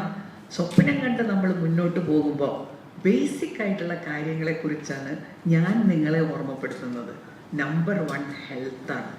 നമ്മുടെ വീട്ടിലും ഹെൽത്ത് എന്ന് പറഞ്ഞ ആസ്പെക്റ്റിന് ഏറ്റവും പ്രാധാന്യം കൊടുക്കണം. കാരണം നമ്മുടെ മക്കൾ വളർന്ന് വലിയൊരു ചലഞ്ചിങ് വേൾഡിലേക്ക് കടന്നു വരുമ്പോൾ അവിടെ ഏറ്റവും കൂടുതൽ വരുന്ന ഇഷ്യൂസാണ് ഹെൽത്ത് ഇഷ്യൂസ്. എല്ലാം ഉണ്ടായിട്ട് ഇതൊന്നും ഇല്ലെങ്കിൽ എന്താ കാര്യമുള്ളത് അല്ലേ? നമുക്കെപ്പോഴും ശരീരത്തിന് അസ്വസ്ഥത. അവിടെ ഏറ്റവും രസമുള്ളൊരു കാര്യം എന്താണെന്നോ? നമ്മുടെ ജീവിതത്തിൽ പല വക ലയബിലിറ്റീസ്, പല സംഗതികളും ലയബിലിറ്റിയാണ്. അപ്പൊ നമ്മുടെ വീടുകളിൽ നമ്മൾ ആവശ്യമില്ലാത്ത ഒരുപാട് സാധനങ്ങളൊക്കെ വാങ്ങി വെക്കാറുണ്ട്. ലയബിലിറ്റി എന്ന് പറഞ്ഞു കഴിഞ്ഞാൽ ആ വാങ്ങി വെച്ച കാര്യം അതിനു വേണ്ടി ഉപയോഗിക്കാൻ നമുക്ക് പറ്റിയില്ലെങ്കിൽ അത് ലയബിലിറ്റിയാണ്. ഇപ്പൊ ലാപ്ടോപ്പ് വർക്ക് ചെയ്യുന്നില്ല, ഇറ്റ് ഈസ് എ ലയബിലിറ്റി. അപ്പൊ നമ്മൾ എന്ത് ചെയ്യും? ആരെങ്കിലും കൊണ്ട് റിപ്പയർ ചെയ്യിക്കും. റിപ്പയർ ചെയ്ത് നന്നായില്ലെങ്കിൽ എന്ത് ചെയ്യും? 5-6 പ്രാവശ്യം റിപ്പയർ ചെയ്ത് ശരിയായില്ല, വലിച്ചെറിഞ്ഞ് കളഞ്ഞ് പുതിയൊരു സാധനം മേടിച്ചു വെക്കും. ശരീരത്തിന്റെ കാര്യത്തിൽ അങ്ങനെ നടക്കൂല. അത് ഇപ്പൊ നമുക്ക് രാവിലെ എഴുന്നേൽക്കുമ്പോൾ, ഇപ്പൊ എനിക്ക് രാവിലെ എഴുന്നേൽക്കുമ്പോൾ ഭയങ്കര തലകറക്കം. ഞാൻ ബ്രില്യൻസിൽ ഒരു പരിപാടി ഏറ്റിട്ടുണ്ട്. എനിക്ക് ശരീരം എവിടെയെങ്കിലും വെച്ചിട്ട് വരാൻ പറ്റുമോ? എത്ര പ്രശ്നം ഉണ്ടെങ്കിലും അതും കൊണ്ട് എനിക്ക് വരേണ്ടി വരും. അപ്പൊ അതുകൊണ്ട് ലൈഫില് എനിക്ക് നിങ്ങളോടൊക്കെ ഒന്ന് ഉപദേശിക്കാനുള്ള ഒരു പ്രായമൊക്കെയായി, അല്ലെങ്കിൽ അനുഭവങ്ങളിലൂടെ പറഞ്ഞു തരാനുള്ളൊരു സമയമായി. അപ്പൊ എനിക്ക് ജീവിതത്തിൽ ഏറ്റവും വാല്യൂബിൾ ആയിട്ട് തോന്നിയിട്ടുള്ളത് വേറെ എന്തുണ്ടായിട്ടും കാര്യമില്ല. ഹെൽത്ത് ഇല്ലാത്ത ചില ആളുകൾ പറയാറുണ്ടല്ലോ, കോടിക്കണക്കിന് രൂപ തരാം, എനിക്കൊരു ഹെൽത്തുള്ള ഒരു ശരീരം എനിക്ക് തരൂ. ഈ ഹെൽത്തി ആയിട്ടിരിക്കുക എന്നൊക്കെ പറഞ്ഞു കഴിഞ്ഞാൽ സിമ്പിളാണ്. ജീവിതത്തില് പല കാര്യങ്ങളും it is very simple but not easy. അപ്പൊ ജീവിതത്തിൽ വേണ്ട കാര്യങ്ങൾ ചെയ്യുമ്പോൾ ഈ വേണ്ട കാര്യങ്ങൾ ചെയ്യാനായിട്ട് നമുക്ക് തോന്നില്ല എന്നുള്ളതാണ്. ഇപ്പോൾ ഈ എൻട്രൻസിന് എല്ലാവർക്കും നല്ല റാങ്കൊന്നും കിട്ടില്ലല്ലോ, കുറച്ച് പേർക്കേ കിട്ടുള്ളൂ. കാരണം ജീവിതത്തിൽ അങ്ങനെ ഒരു വലിയ പ്രശ്നമുണ്ട്. ജീവിതത്തിന് ക്വാളിറ്റി ഉണ്ടാക്കുന്ന പല കാര്യങ്ങളുണ്ട്. അപ്പൊ നിങ്ങളെ ഒരുപക്ഷെ എൻട്രൻസിലൊക്കെ ഹൈ റാങ്ക് മേടിക്കാൻ സഹായിക്കുന്ന ഘടകങ്ങൾ എന്തെല്ലാമാണ്? നല്ല റാങ്ക് എൻട്രൻസിന് വേണമെങ്കിൽ എന്തൊക്കെയാണ്? മോൻ ഇവിടെ നല്ല ശ്രദ്ധിച്ചിരിക്കണല്ലോ. What is your answer? പേരെന്താ? ആരോജ്. ഹാർഡ് വർക്ക് വേണം, എംബീഷൻ വേണം. അതില്ലെങ്കിൽ പോയി, എനിക്കത് വേണം വേണം വേണം എന്നുള്ള ചിന്ത വേണം. ഹാർഡ് വർക്ക് വേണം. ഹാർഡ് വർക്കിന്റെ ഒരു പാർട്ടായിട്ട് സാക്രിഫൈസ്, ഇതൊക്കെ പറയുന്നല്ലോ എളുപ്പമുള്ളേ. നടക്കുക എന്നുള്ളതാണ്. എന്താണെന്നോ നമുക്കുള്ള പ്രശ്നം, നമ്മുടെ കുഴപ്പമല്ല കേട്ടോ. നമ്മൾ ഈ രാവിലെ നമ്മൾ എഴുന്നേറ്റ് കഴിഞ്ഞാൽ, രാവിലെ നമ്മൾ സ്കൂളിൽ പോകുന്നതിന് കോളേജിൽ പോകുന്നതിന് മുമ്പായിട്ട് ഇവിടെ സ്കൂളിൽ പോകുന്നവരാണ്. രാവിലെ നമ്മുടെ വീട്ടിൽ എല്ലാവരും നല്ല നേരത്തെ എഴുന്നേറ്റ് എല്ലാവരും സമാധാനപരമായിട്ട് അമ്മയുടെ ഒപ്പം അടുക്കളയിലൊക്കെ ഒന്ന് സഹായിച്ച് ബ്രേക്ക്ഫാസ്റ്റ് ഒക്കെ കൃത്യസമയത്ത് ഉണ്ടാക്കി കൃത്യസമയത്ത് ബ്രേക്ക്ഫാസ്റ്റ് കഴിച്ച് പതുക്കെ യൂണിഫോം ഒക്കെ ഇട്ട് ഇറങ്ങി ഓ ഇനിയും എനിക്ക് സമയം ബാക്കിയുണ്ട് അങ്ങനെയൊക്കെയാണോ പോവാറ്? അല്ലേ അല്ല, അവിടെ മാറ്റണം. ഞാൻ നിങ്ങളൊരു വീഡിയോ കാണിച്ചു തരാം കേട്ടോ. ഒരാളുടെ പ്രഭാതം നിങ്ങൾക്ക് കാണാം. ഓക്കെ, നമ്മൾ ഈ സ്ട്രെസ്ഡ് ആണെന്ന് പറയൂല, എല്ലാവരും പറയും എന്തിനാണ് സ്ട്രെസ്ഡ് ആകുന്നത്. അപ്പൊ ഈ വീഡിയോ മിസ്റ്റർ ബീൻ എന്ന് പറഞ്ഞൊരു വീഡിയോ ഉണ്ടേ. നിങ്ങൾക്ക് ഇഷ്ടമല്ലേ മിസ്റ്റർ ബീന്? എന്ത് രസമാണല്ലേ. എന്റെ കൊച്ചുമോള് പറയണത് മിസ്റ്റർ ബീൻ ഞങ്ങളുടെ വീട്ടിലുണ്ടെന്നാണ്. അവൾ അങ്ങനെയാണ്. മിസ്റ്റർ ബീൻ മൂലയ്ക്ക് നിൽക്കുന്നുണ്ട്, അയാളിപ്പോ ഭക്ഷണമൊക്കെ എടുത്തോണ്ട് പോകും. ഇതൊക്കെയാണ് പുള്ളിക്കാരുടെ. അത്രയ്ക്ക് നമ്മുടെ ഹൃദയത്തിലേക്ക് കടക്കുന്ന മിസ്റ്റർ ബീന്റെ ഒരു പ്രഭാതം കണ്ടോട്ടോ. അലാറം അടിക്കുമ്പോ എന്താ പരിപാടി?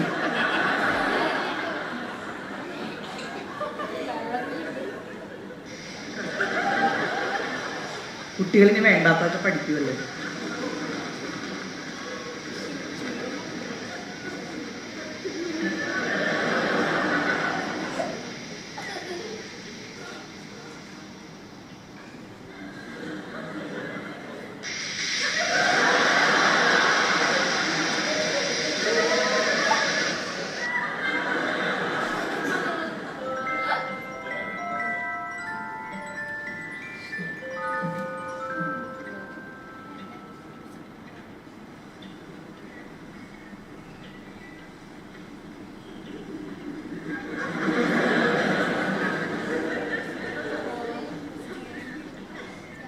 ഇങ്ങനെയൊക്കെയല്ലേ രാവിലെ സ്കൂളിൽ പോണല്ലേ?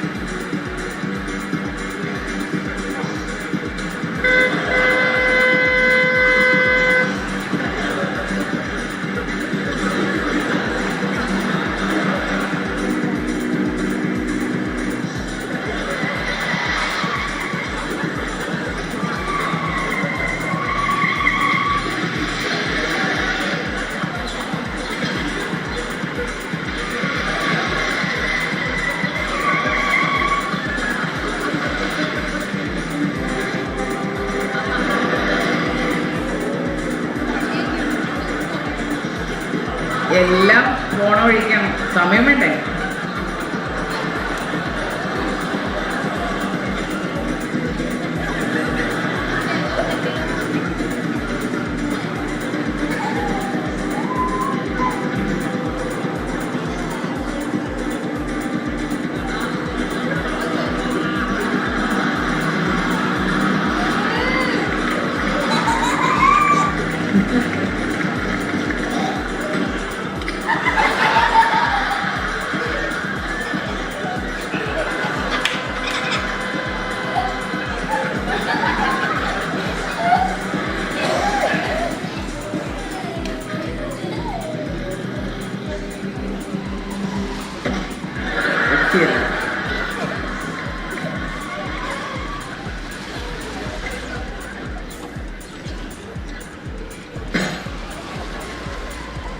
കഴിഞ്ഞു.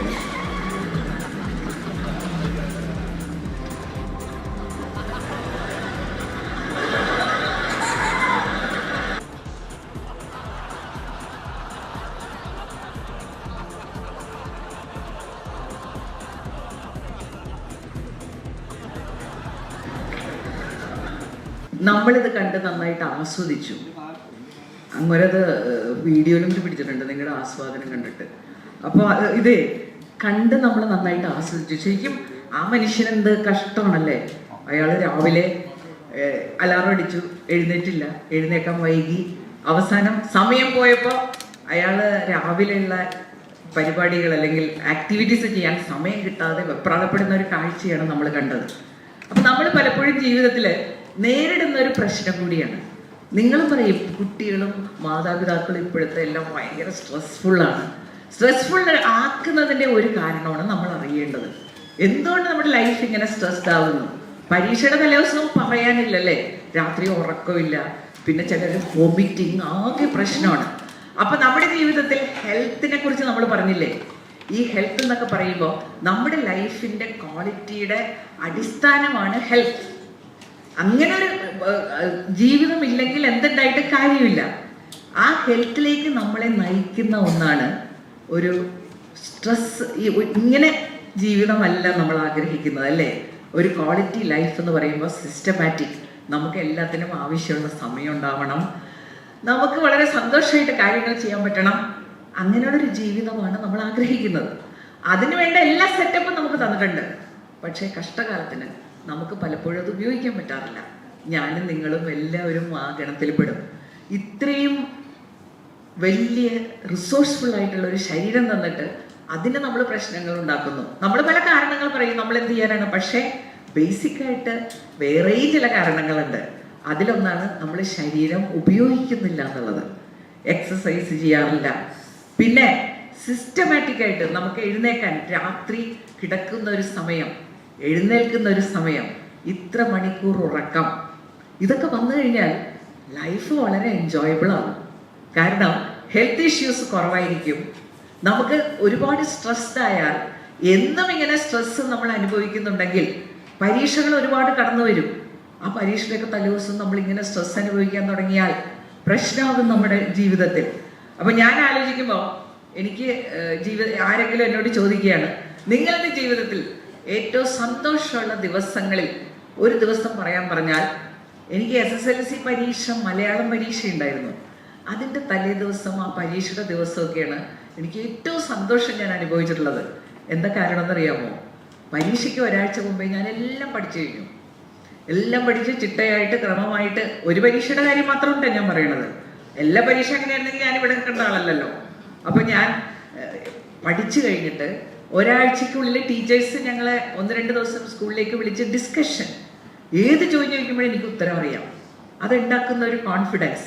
പിന്നെ പരീക്ഷ എങ്ങനെയെങ്കിലും എഴുതിയാൽ മതി എന്നായി. കാരണം വെൽ പ്രിപ്പയർഡ് ആണ്. അപ്പൊ ജീവിതത്തിൽ നമുക്ക് സന്തോഷം അനുഭവിക്കാൻ ഇങ്ങനെ കുറേ മാർഗങ്ങളുണ്ട്. നമ്മുടെ കാര്യങ്ങൾ കൃത്യമായിട്ട് ഭംഗിയായിട്ട് ചെയ്തു കഴിഞ്ഞാൽ നമുക്ക് നല്ല സന്തോഷം അനുഭവിക്കാൻ പറ്റും. ഇവിടെ മിസ്റ്റർ ബീന് നല്ല സന്തോഷമുണ്ടോ?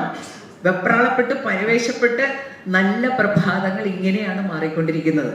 അപ്പോൾ നമ്മൾ ഹെൽത്തിനോടനുബന്ധിച്ച് തീരുമാനങ്ങൾ എടുക്കുമ്പോൾ ഈ ഒരു തീരുമാനം എടുത്തു കഴിഞ്ഞാൽ ജീവിതം രക്ഷപ്പെടും. അല്ലെങ്കിൽ എന്താ പറ്റുന്നതെന്നറിയാമോ? നമ്മൾ തൽക്കാലം നമ്മുടെ മുമ്പിൽ ഒരു ലക്ഷ്യമൊക്കെ ഉണ്ട്, നമുക്ക് അത് വേണം ഇത് വേണം. നമ്മളൊരു സിസ്റ്റമാറ്റിക് വേ ഓഫ് ഡൂയിങ് ഇല്ലെങ്കിൽ നമ്മൾ എങ്ങനെയെങ്കിലും പരാക്രമം കാണിച്ച് ചിലപ്പോൾ രാത്രി കുറേ മണിക്കൂർ ഇരുന്ന് പഠിച്ച്, ചില ദിവസം നമ്മൾ പഠിക്കൂല, ചില ദിവസം ഒരുപാട് നേരം ഇരുന്ന് പഠിച്ച് അന്തം വിട്ട് പഠിച്ച് ചിലപ്പോൾ നമ്മളത് നേടിയെടുക്കും. പക്ഷേ നിങ്ങൾ ശ്രദ്ധിച്ചിട്ടുണ്ടോ, SSLCക്കും +2-നൊക്കെ എല്ലാത്തിനും A+ നേടുന്ന വിദ്യാർത്ഥികൾ, എൻട്രൻസിന് നല്ല റാങ്ക് വാങ്ങി നല്ല സ്ഥാപനങ്ങളിൽ അഡ്മിഷൻ കിട്ടുന്ന വിദ്യാർത്ഥികൾ, കുറേ അധികം പേർക്ക് അത് കണ്ടിന്യൂ ചെയ്യാൻ പറ്റാറില്ല, ആ ലെവല് കണ്ടിന്യൂ ചെയ്യാൻ പറ്റാറില്ല. അതിൻ്റെ കാരണം ഈ നമ്മുടെ ജീവിതത്തിൽ ഈ വരുന്ന ഒരു പ്രശ്നം എന്താണെന്നോ, നമ്മൾ ഹാപ്പി ആയിട്ടിരിക്കാൻ ആഗ്രഹിക്കുന്നവരാണ്. നമുക്ക് ലൈഫിൽ ഹാപ്പിനെസ് വേണം. അതിന് ഒരു എൻട്രൻസിൽ റാങ്ക് കിട്ടിയതുകൊണ്ട് ആ സമയത്ത് നമ്മൾ ഹാപ്പി ആവും. കാരണം ഡോപ്പമിൻ എന്ന് പറഞ്ഞ ഹോർമോൺ ആക്ടിവേറ്റഡ് ആകുമ്പോൾ നമ്മൾ ഹാപ്പി ആവും. പക്ഷേ ഈ ഹാപ്പിനെസ് കണ്ടിന്യൂ ചെയ്യണമെങ്കിൽ നമ്മൾ ഒരു കാര്യം കൃത്യമായിട്ട് ജീവിതത്തിൽ ചെയ്തുകൊണ്ടേയിരിക്കണം. എന്താണെന്നറിയാമോ? ഹാപ്പിനെസ്സിന് വലിയൊരു ശത്രുവുണ്ട്. ആ ശത്രു വേറൊന്നുമല്ല, കംഫർട്ട് എന്ന് പറയും. കംഫർട്ടിന് മലയാളം എന്താ? സുഖം. ഹാപ്പിനെസ്സിന്റെ മലയാളം സന്തോഷം. സുഖങ്ങൾ സന്തോഷത്തെ ഇല്ലാതാക്കുന്നു. ഒന്ന് ചിന്തിച്ചു നോക്കിയേ, രാവിലെ അലാറം അടിക്കുമ്പോൾ എന്താ പരിപാടി? ചിലരൊക്കെ ഇരുന്ന് നന്നായിട്ട് ചിരിക്കുന്നുണ്ട്. രാവിലെ അടിക്കുമ്പോൾ എന്താ പരിപാടി? ഓഫ് ചെയ്ത് പിന്നെയും കിടക്കും. നിങ്ങളുടെ കാര്യം പിന്നെയും പോട്ടെ എന്ന് വെക്കാം. ഈയിടെ ഞാൻ ടീച്ചേഴ്സിന് ഒരു സെഷൻ നടത്താൻ പോയപ്പോൾ ഞാൻ ചോദിച്ചു, രാവിലെ നിങ്ങളുടെ മനസ്സിൽ വരുന്ന ആദ്യത്തെ ചിന്ത എന്താണ്? ആദ്യത്തെ ചിന്ത പാളിപ്പോയാൽ പിന്നെ ജീവിതം ആ ദിവസത്തെ പോക്കാണ്. അപ്പൊ ഒരു ടീച്ചർ പറയാട്ടോ, ഞാൻ എല്ലാ ദിവസവും ചിന്തിക്കുന്നത് എന്താണെന്ന് എഴുന്നേൽക്കുമ്പോ, അയ്യോ സമയം പോയി ഇന്ന്. അതായത് നമ്മളൊരു സമയം സെറ്റ് ചെയ്തു, എഴുന്നേക്കാൻ പറ്റുന്നില്ല. അതിന്റെ കാരണം എന്താ? എഴുന്നേക്കാതിരിക്കുന്നതാണ് സുഖം. പഠിത്തം ദുഃഖമാണ് ഉണ്ണി, ഉഴപ്പല്ലോ സുഖപ്രദം. കേട്ടിട്ടുണ്ടോ? ഇതാണ് നമ്മുടെ മെയിൻ പ്രശ്നം. നമുക്ക് സന്തോഷം വേണം. എവിടെയാണ് സുഖം? നമ്മൾ ഈ ഹാളിലേക്ക് വന്നപ്പോ ചിലരെങ്കിലും ബാക്ക് സീറ്റ് നോക്കി കാണും അല്ലേ? എവിടെയാണ് ഒരു ബാക്ക് സീറ്റ്? ഫ്രണ്ടിലെ സീറ്റൊക്കെ ഒഴിഞ്ഞു കിടന്നാലും നമ്മൾ ബാക്ക് സീറ്റിൽ പോയിരിക്കാറുണ്ട് പലപ്പോഴും. ഞാൻ ഈയിടെ ഒരു ക്ലാസ് എടുത്തപ്പോൾ വലിയ ഹാളാണ് കേട്ടോ, ഫ്രണ്ട് സീറ്റ് മുഴുവൻ ഒഴിഞ്ഞു കിടക്കണം. വരുന്നവർ പുറകിലേക്ക് പോവാം. എന്താ കാരണം? Back seats are comfortable. ക്ലാസ്സിലെ അല്ലേ ചില കുട്ടികൾക്ക് ബാക്ക് സീറ്റിനോട് ഭയങ്കര ഇഷ്ടമാണ്. ബാക്ക് സീറ്റിലിരിക്കുക എന്നുള്ളതാണ് സുഖം. ഇങ്ങനെ ജീവിതത്തിൽ നമുക്ക് വലിയൊരു ചലഞ്ച് ഉള്ളത്, സുഖം വേണോ സന്തോഷം വേണോ? നമ്മൾ മിക്കവാറും സുഖം മതി എന്ന് ചിന്തിക്കാറുണ്ട്. സുഖം എന്ന് പറഞ്ഞാൽ താൽക്കാലികമായിട്ട് സന്തോഷം തരുന്ന കാര്യങ്ങളാണ്. ഇപ്പം ഇന്നത്തെ കാലഘട്ടത്തിൽ നമുക്ക് ഒരുപാട് സുഖങ്ങളുണ്ട് നമ്മുടെ ചുറ്റും. സോഷ്യൽ മീഡിയയിൽ നമ്മൾ ഒരുപാട് സമയം ചെലവഴിക്കും. എന്താ? അത് നല്ല സുഖമാണ് അല്ലേ? വെറുതെ ഇരുന്ന് വിരലോടിച്ചാൽ മതി. അപ്പോൾ അവിടെ ഈ ശരീരം ഉപയോഗിച്ച് എന്തെങ്കിലും കാര്യം ചെയ്യേണ്ടി വന്നാൽ അത് നമുക്ക് കംഫർട്ട് തരില്ല പലപ്പോഴും. അത് സുഖമല്ല. വെറുതെ ഇരിക്കുക സുഖമുള്ള കാര്യമാണ്. ഈ വെറുതെ ഇരിപ്പ് സന്തോഷത്തെ ഒരുപാട് ഇല്ലാതാക്കും. നമ്മുടെ ശരീരം ഉപയോഗിക്കാതിരുന്നാൽ ഹെൽത്ത് ഇഷ്യൂസ് ഉണ്ടാവും, അത് സന്തോഷത്തെ ഇല്ലാതാക്കും. അപ്പൊ നമ്മുടെ ഏറ്റവും വലിയ ചലഞ്ചാണ് come out of our comfort zone. സുഖങ്ങളോട് നമ്മൾ ഫൈറ്റ് ചെയ്യണം. ഫൈറ്റ് ചെയ്യാന്ന് പറഞ്ഞാൽ വലിയ യുദ്ധമൊന്നും ചെയ്യേണ്ടി വരില്ല. ഈ നമ്മുടെ ബ്രെയിനിലുള്ള ഒരു പ്രശ്നമാണ്, ബ്രെയിൻ എപ്പോഴും സുഖങ്ങൾ തേടി നടക്കും. അങ്ങനെ ഒരു സെറ്റപ്പ് നമ്മുടെ ബ്രെയിനിനകത്തുണ്ട്. വലിയ സംഭവമാണ്, പക്ഷെ നമുക്കത് ഉപയോഗിക്കാൻ പറ്റില്ല. കാരണം നമ്മുടെ ചിന്ത മുഴുവൻ എവിടെയാണ് സുഖം, എന്തൊക്കെയാണ് സുഖം. ഞാൻ ചിലപ്പോൾ ക്ലാസ് എടുക്കാൻ ചെല്ലുമ്പോൾ, എനിക്ക് പ്രായമൊക്കെ ആയെന്നറിയാം ആളുകൾക്ക്, റിട്ടയർ ചെയ്തിട്ട് 10 കൊല്ലം കഴിഞ്ഞു. അപ്പോൾ ചെല്ലുമ്പോൾ തന്നെ പറയും, ടീച്ചറെ 3-ാം നിലയിൽ കയറാൻ പറ്റുമെന്ന് ചോദിക്കും. അപ്പം എനിക്ക് ഭയങ്കര സന്തോഷമാണ്. കാരണം എന്താ? 3-ാം നിലയിൽ കയറുമ്പോൾ നമ്മൾ ശരീരം ഉപയോഗിക്കല്ലേ. ഞാൻ അങ്ങനെയാണ് ചിന്തിക്കാറോ, കയറാൻ പറ്റിയല്ലോ. എവിടെ ചെല്ലുമ്പോഴും എവിടെയാണ് എസ്കലേറ്റർ, എവിടെയാണ് ലിഫ്റ്റ് എന്ന് അന്വേഷിച്ച് നടക്കാറില്ല. സ്റ്റെപ്പ് കയറും, കാരണം I am using my body. പക്ഷേ ഈ സുഖങ്ങളോട് താല്പര്യമുള്ള ഒരുപാട് പേരുണ്ട്. ഇവിടെ ലിഫ്റ്റ് ഇല്ലേ, ഇവിടെ എസ്കലേറ്റർ പോലും ഇല്ല, ഇങ്ങനെ പറയുന്ന ആളുകളെ കാണാറില്ലേ നമ്മൾ? അപ്പൊ അങ്ങനെയുള്ള ഒരുപാട് സുഖങ്ങൾ നമ്മുടെ ചുറ്റുമുണ്ട്. നമ്മൾ സുഖം മതി എന്ന് തീരുമാനിക്കുമ്പോൾ ഒരുപാട് സന്തോഷമില്ലാതാകുന്നുണ്ട്. പക്ഷെ മനുഷ്യർക്ക് അങ്ങനെ ഒരു സെറ്റപ്പ് ബ്രെയിനകത്തുണ്ട്. അതുകൊണ്ടാണ് നമുക്ക് പലപ്പോഴും ജീവിതത്തിന് ക്വാളിറ്റി ഉണ്ടാക്കുന്ന പല കാര്യങ്ങളും നമുക്ക് ചെയ്യാൻ പറ്റാത്തത്. കാരണം പല കാര്യങ്ങളും നമുക്ക് ചെയ്യണമെങ്കിൽ, സമയത്തിന് എഴുന്നേൽക്കണമെങ്കിൽ പോലും അവിടെ കംഫർട്ട് സോൺ ബ്രേക്ക് ചെയ്യണം. കിടക്ക നല്ല സുഖമുള്ളൊരിടമാണ്, പണ്ട് ഞങ്ങൾക്ക് കിടക്കുകയൊന്നും ഉണ്ടായില്ല, അതുകൊണ്ട് നേരത്തെ എഴുന്നേറ്റ് പോരും. പായാണ്, അതിലത്ര സുഖമൊന്നുമില്ല കിടക്കാൻ. അപ്പൊ നമ്മൾ നേരത്തെ എഴുന്നേറ്റ് പോരും. അപ്പൊ സുഖങ്ങൾ ഇങ്ങനെ വന്നപ്പോ സന്തോഷം പലതും നമുക്ക് നഷ്ടപ്പെട്ടുകൊണ്ടിരിക്കുകയാണ്. അപ്പൊ ലേണിംഗ് അത് സുഖമാണ്, പഠിക്കുക എന്നുള്ളത് അല്ല, അല്ലേ? സത്യസന്ധമായിട്ട് ഉത്തരം പറഞ്ഞു കഴിഞ്ഞാൽ പഠിക്കുക എന്നുള്ളത് സുഖമല്ല. പഠിക്കാതെ ഉഴപ്പാണ് സുഖപ്രദം. അതുകൊണ്ടാണ് ഭൂരിഭാഗം പേര് ഉഴപ്പുന്നത്. പക്ഷേ ഇങ്ങനെയുള്ള കാര്യങ്ങളെ ഓവർകം ചെയ്യാൻ നമ്മുടെ ബ്രെയിനിൽ വേറൊരു സെറ്റപ്പ് ഉണ്ട്. അതെന്താണെന്ന് അറിയാമോ? നമുക്കെപ്പോഴും ഉഴപ്പാനാണ്, കംഫർട്ട് സോണിനോട് താല്പര്യം. പക്ഷെ അതിനെ ഓവർകം ചെയ്യാൻ വേണ്ടി ബ്രെയിനിനകത്ത് ബ്രെയിൻ സപ്പോർട്ട്സ് ഹാബിറ്റ്സ്. ബുദ്ധിമുട്ടുള്ള കാര്യങ്ങൾ ചെയ്യണമെങ്കിൽ നമുക്ക് ജീവിതത്തിൽ അതാണ് they are simple but not easy എന്ന് പറയുന്നത്. ജീവിതത്തിന് വേണ്ട കാര്യങ്ങൾ സിമ്പിൾ ആണെന്ന് പറയാൻ കാര്യം ബ്രെയിൻ സപ്പോർട്ട്സ് ഹാബിറ്റ്സ്. അതുകൊണ്ട് നമുക്കൊന്നും പേടിക്കാനില്ല. എത്ര ശ്രമകരമായ കാര്യമാണെങ്കിലും ഹാബിറ്റ് ആയി കഴിഞ്ഞാൽ നമ്മളത് ചെയ്യും. അപ്പൊ നമ്മൾ എന്ത് ചെയ്യണം? നമ്മുടെ വീടുകളിൽ നല്ല ഹാബിറ്റ്സ് ഉണ്ടാക്കുന്ന ഇടങ്ങളായി മാറണം. പറ്റുമോ? ഹാബിറ്റ്സ് ഉണ്ടാക്കാൻ ഒരു ബുദ്ധിമുട്ടുമില്ല. അങ്ങനെയാണ് നമുക്ക് എത്ര ബ്ലെസ്സിങ് ആണെന്ന് ഓർക്കണം. ഇപ്പൊ ഞാൻ പറഞ്ഞില്ലേ, പലരും എൻട്രൻസിൽ ഹൈ റാങ്ക് മേടിക്കും, SSLCക്കും +2 A+ വാങ്ങും. പിന്നെ അത് കണ്ടിന്യൂ ചെയ്യാൻ പറ്റാത്തതിന്റെ പ്രധാനപ്പെട്ട കാരണം നിങ്ങൾ അതൊക്കെ നേടിയെങ്കിലും ലേണിംഗ് ഹാബിറ്റ് ആയിട്ടില്ല. ഹാബിറ്റ് ആണെങ്കിൽ അത് നമുക്ക് കണ്ടിന്യൂ ചെയ്യാൻ പറ്റും. ലേണിംഗ് ഹാബിറ്റ് ആകണമെങ്കിൽ 2 കാര്യങ്ങൾ ചെയ്യണം. നിങ്ങൾക്ക് എന്തെങ്കിലും ഹാബിറ്റ് ആക്കണമെന്ന് തോന്നുന്നുണ്ടോ? ഇപ്പോൾ നമുക്ക് വേണ്ട ചില കാര്യങ്ങൾ ഞാൻ ചെയ്യുന്നില്ല, ചെയ്യാൻ എനിക്ക് മടി എന്ന് പറയുന്നതാണ്. I want to be in the comfort zone. അപ്പൊ അങ്ങനെ എന്തെങ്കിലും ചെയ്യാൻ നമ്മൾ ആഗ്രഹിക്കുന്നു, പക്ഷെ അത് സിമ്പിൾ അല്ല എന്ന് നമുക്ക് തോന്നുന്നുണ്ടെങ്കിൽ മേക്ക് ഇറ്റ് എ ഹാബിറ്റ്. ഞാൻ നിങ്ങളോട് പറയുന്നത് നമ്മുടെ വീടുകളിൽ ഹാബിറ്റ്സ് ഡെവലപ്പ് ചെയ്യുന്ന ഒരു ഇടമാക്കണം. പിന്നെ നമ്മുടെ ജീവിതം രക്ഷപ്പെട്ടു. ഹാബിറ്റ്സ് ഡെവലപ്പ് ചെയ്താലുള്ള ഗുണം എന്താ? ഹാബിറ്റ്സ് നമ്മളെ വിട്ട് പോകില്ല എന്നുള്ളതാണ്. ശീലങ്ങൾ ഉണ്ടായിക്കഴിഞ്ഞാൽ ആ ശീലങ്ങൾ ഉണ്ടാക്കുക എന്നുള്ളതിലാണ് നമ്മൾ ഫോക്കസ് ചെയ്യേണ്ടത്. ബാക്കി അത് ഉണ്ടായിക്കോളും. പക്ഷെ ശീലമില്ലെങ്കിൽ കാര്യമില്ല. തൽക്കാലം അച്ഛനും അമ്മയും അപ്പുറത്തും ഇപ്പുറത്തും നിന്ന് മോനെ പഠിക്കുന്നു പറഞ്ഞ് നിർബന്ധിച്ച് നമ്മുടെ പഠനം ചിലപ്പോൾ നടക്കുമായിരിക്കും. പക്ഷെ ഇത് ലൈഫ് ലോങ് പ്രോസസ്സാണ്. ലൈഫ് ലോങ് പ്രോസസ്സാണ്. ജീവിതം മുഴുവനും വേണ്ട ഒരു കാര്യമാണ് ലേണിംഗ്. ഇപ്പോഴത്തെ കാലഘട്ടത്തിൽ പ്രത്യേകിച്ചും ഈ വെങ്കടേഷ് സാറിന്റെ മകൻ എയിംസിൽ പഠിക്കുകയാണ്. നിങ്ങളോട് സംസാരിക്കുന്നുണ്ട്. എയിംസിൽ അഡ്മിഷൻ കിട്ടിയ ആളാണ്. അപ്പോൾ ഡോക്ടേഴ്സിന്റെ ലൈഫ് എന്ന് പറഞ്ഞു കഴിഞ്ഞാൽ എപ്പോഴും പഠിച്ചുകൊണ്ടിരിക്കണ്ടേ അവര്? പുതിയ പുതിയ രോഗങ്ങൾ, എന്തെല്ലാം കാര്യങ്ങൾ എപ്പോഴും പഠിച്ചുകൊണ്ടിരിക്കണം. അപ്പം അച്ഛനും വേണ്ടാവോ പറഞ്ഞു തരാൻ? അപ്പോൾ develop learning as A habit. Habit ആക്കാൻ 2 കാര്യങ്ങൾ ചെയ്താൽ മതി. 2 കാര്യങ്ങൾ. ഒന്ന്, തുടങ്ങുക. ഏത് കാര്യം തുടങ്ങാനാണ് പ്രശ്നമല്ലേ? New year ആകാറില്ലേ? റെസൊല്യൂഷൻസ് ഒക്കെ എടുത്തോ? ഇല്ല, അത് 31-ാം തീയതി എടുക്കാം, അത് മാറ്റി വെക്കും അല്ലേ? അതാണല്ലോ നമ്മുടെ വേറെ പ്രശ്നം. ഇന്ന് വേണ്ട നാളെ ആകാം. അപ്പൊ എന്നോട് ഒരാൾ പറയായിരുന്നു, ഞാനേ ഏതൊരു ഇയർ പറഞ്ഞു ന്യൂ ഇയർ റെസൊല്യൂഷൻസ് ഒക്കെ എടുത്തു. 1-ാം തീയതി വെള്ളിയാഴ്ചയായിരുന്നു. അപ്പൊ തന്നെ ഞാനൊരു തീരുമാനം എടുത്തു. എന്താ? വെള്ളിയാഴ്ച കഴിഞ്ഞ് ശനി ഞായറൊക്കെ തിങ്കളാഴ്ച തുടങ്ങും. തിങ്കളാഴ്ച ഭയങ്കര തിരക്കായിരുന്നു, അതുകൊണ്ട് ഒന്നും തുടങ്ങാൻ പറ്റിയില്ല. അപ്പൊ തോന്നി ചൊവ്വാഴ്ച. പക്ഷെ ചൊവ്വാഴ്ച ചൊവ്വുള്ള ദിവസമല്ലല്ലോ, ചൊവ്വാഴ്ച ഒന്നും തുടങ്ങാൻ പറ്റിയ ദിവസമല്ല. അപ്പൊ ബുധനാഴ്ച ആയപ്പോ വീക്കിന്റെ പകുതിയായി. അപ്പൊ പിന്നെയും തോന്നി, വീക്കിന്റെ പകുതിക്ക് വെച്ച് അങ്ങനെ തുടങ്ങാം, പിന്നെ തിങ്കളാഴ്ച. അങ്ങനെയായപ്പോ ജനുവരി 15 അപ്പൊ തോന്നി ഫെബ്രുവരി 1 തുടങ്ങി, ഞാൻ എന്തായാലും തുടങ്ങിയിരിക്കും. ഫെബ്രുവരി വന്നതും പോയതൊന്നും അറിഞ്ഞില്ല. മാർച്ച്, ഏപ്രിൽ, മാർച്ച് പിന്നെ ഒന്നും പറയില്ല, പരീക്ഷ, ഭയങ്കര ബഹളം, ഒന്നും പുതിയതായിട്ട് തുടങ്ങാൻ പറ്റിയില്ല. ഏപ്രിലും മെയ്യും വെക്കേഷൻ ആയിരുന്നു. ജൂൺ ജൂലൈ ഭയങ്കര പ്രളയം, മഴയൊക്കെ ആയിരുന്നു. ഇതെല്ലാം കഴിഞ്ഞ് നോക്കിയപ്പോൾ ഡിസംബർ. അങ്ങനെയല്ലേ നമ്മുടെ ഓരോ വർഷം പോയിക്കൊണ്ടിരിക്കുന്നത്.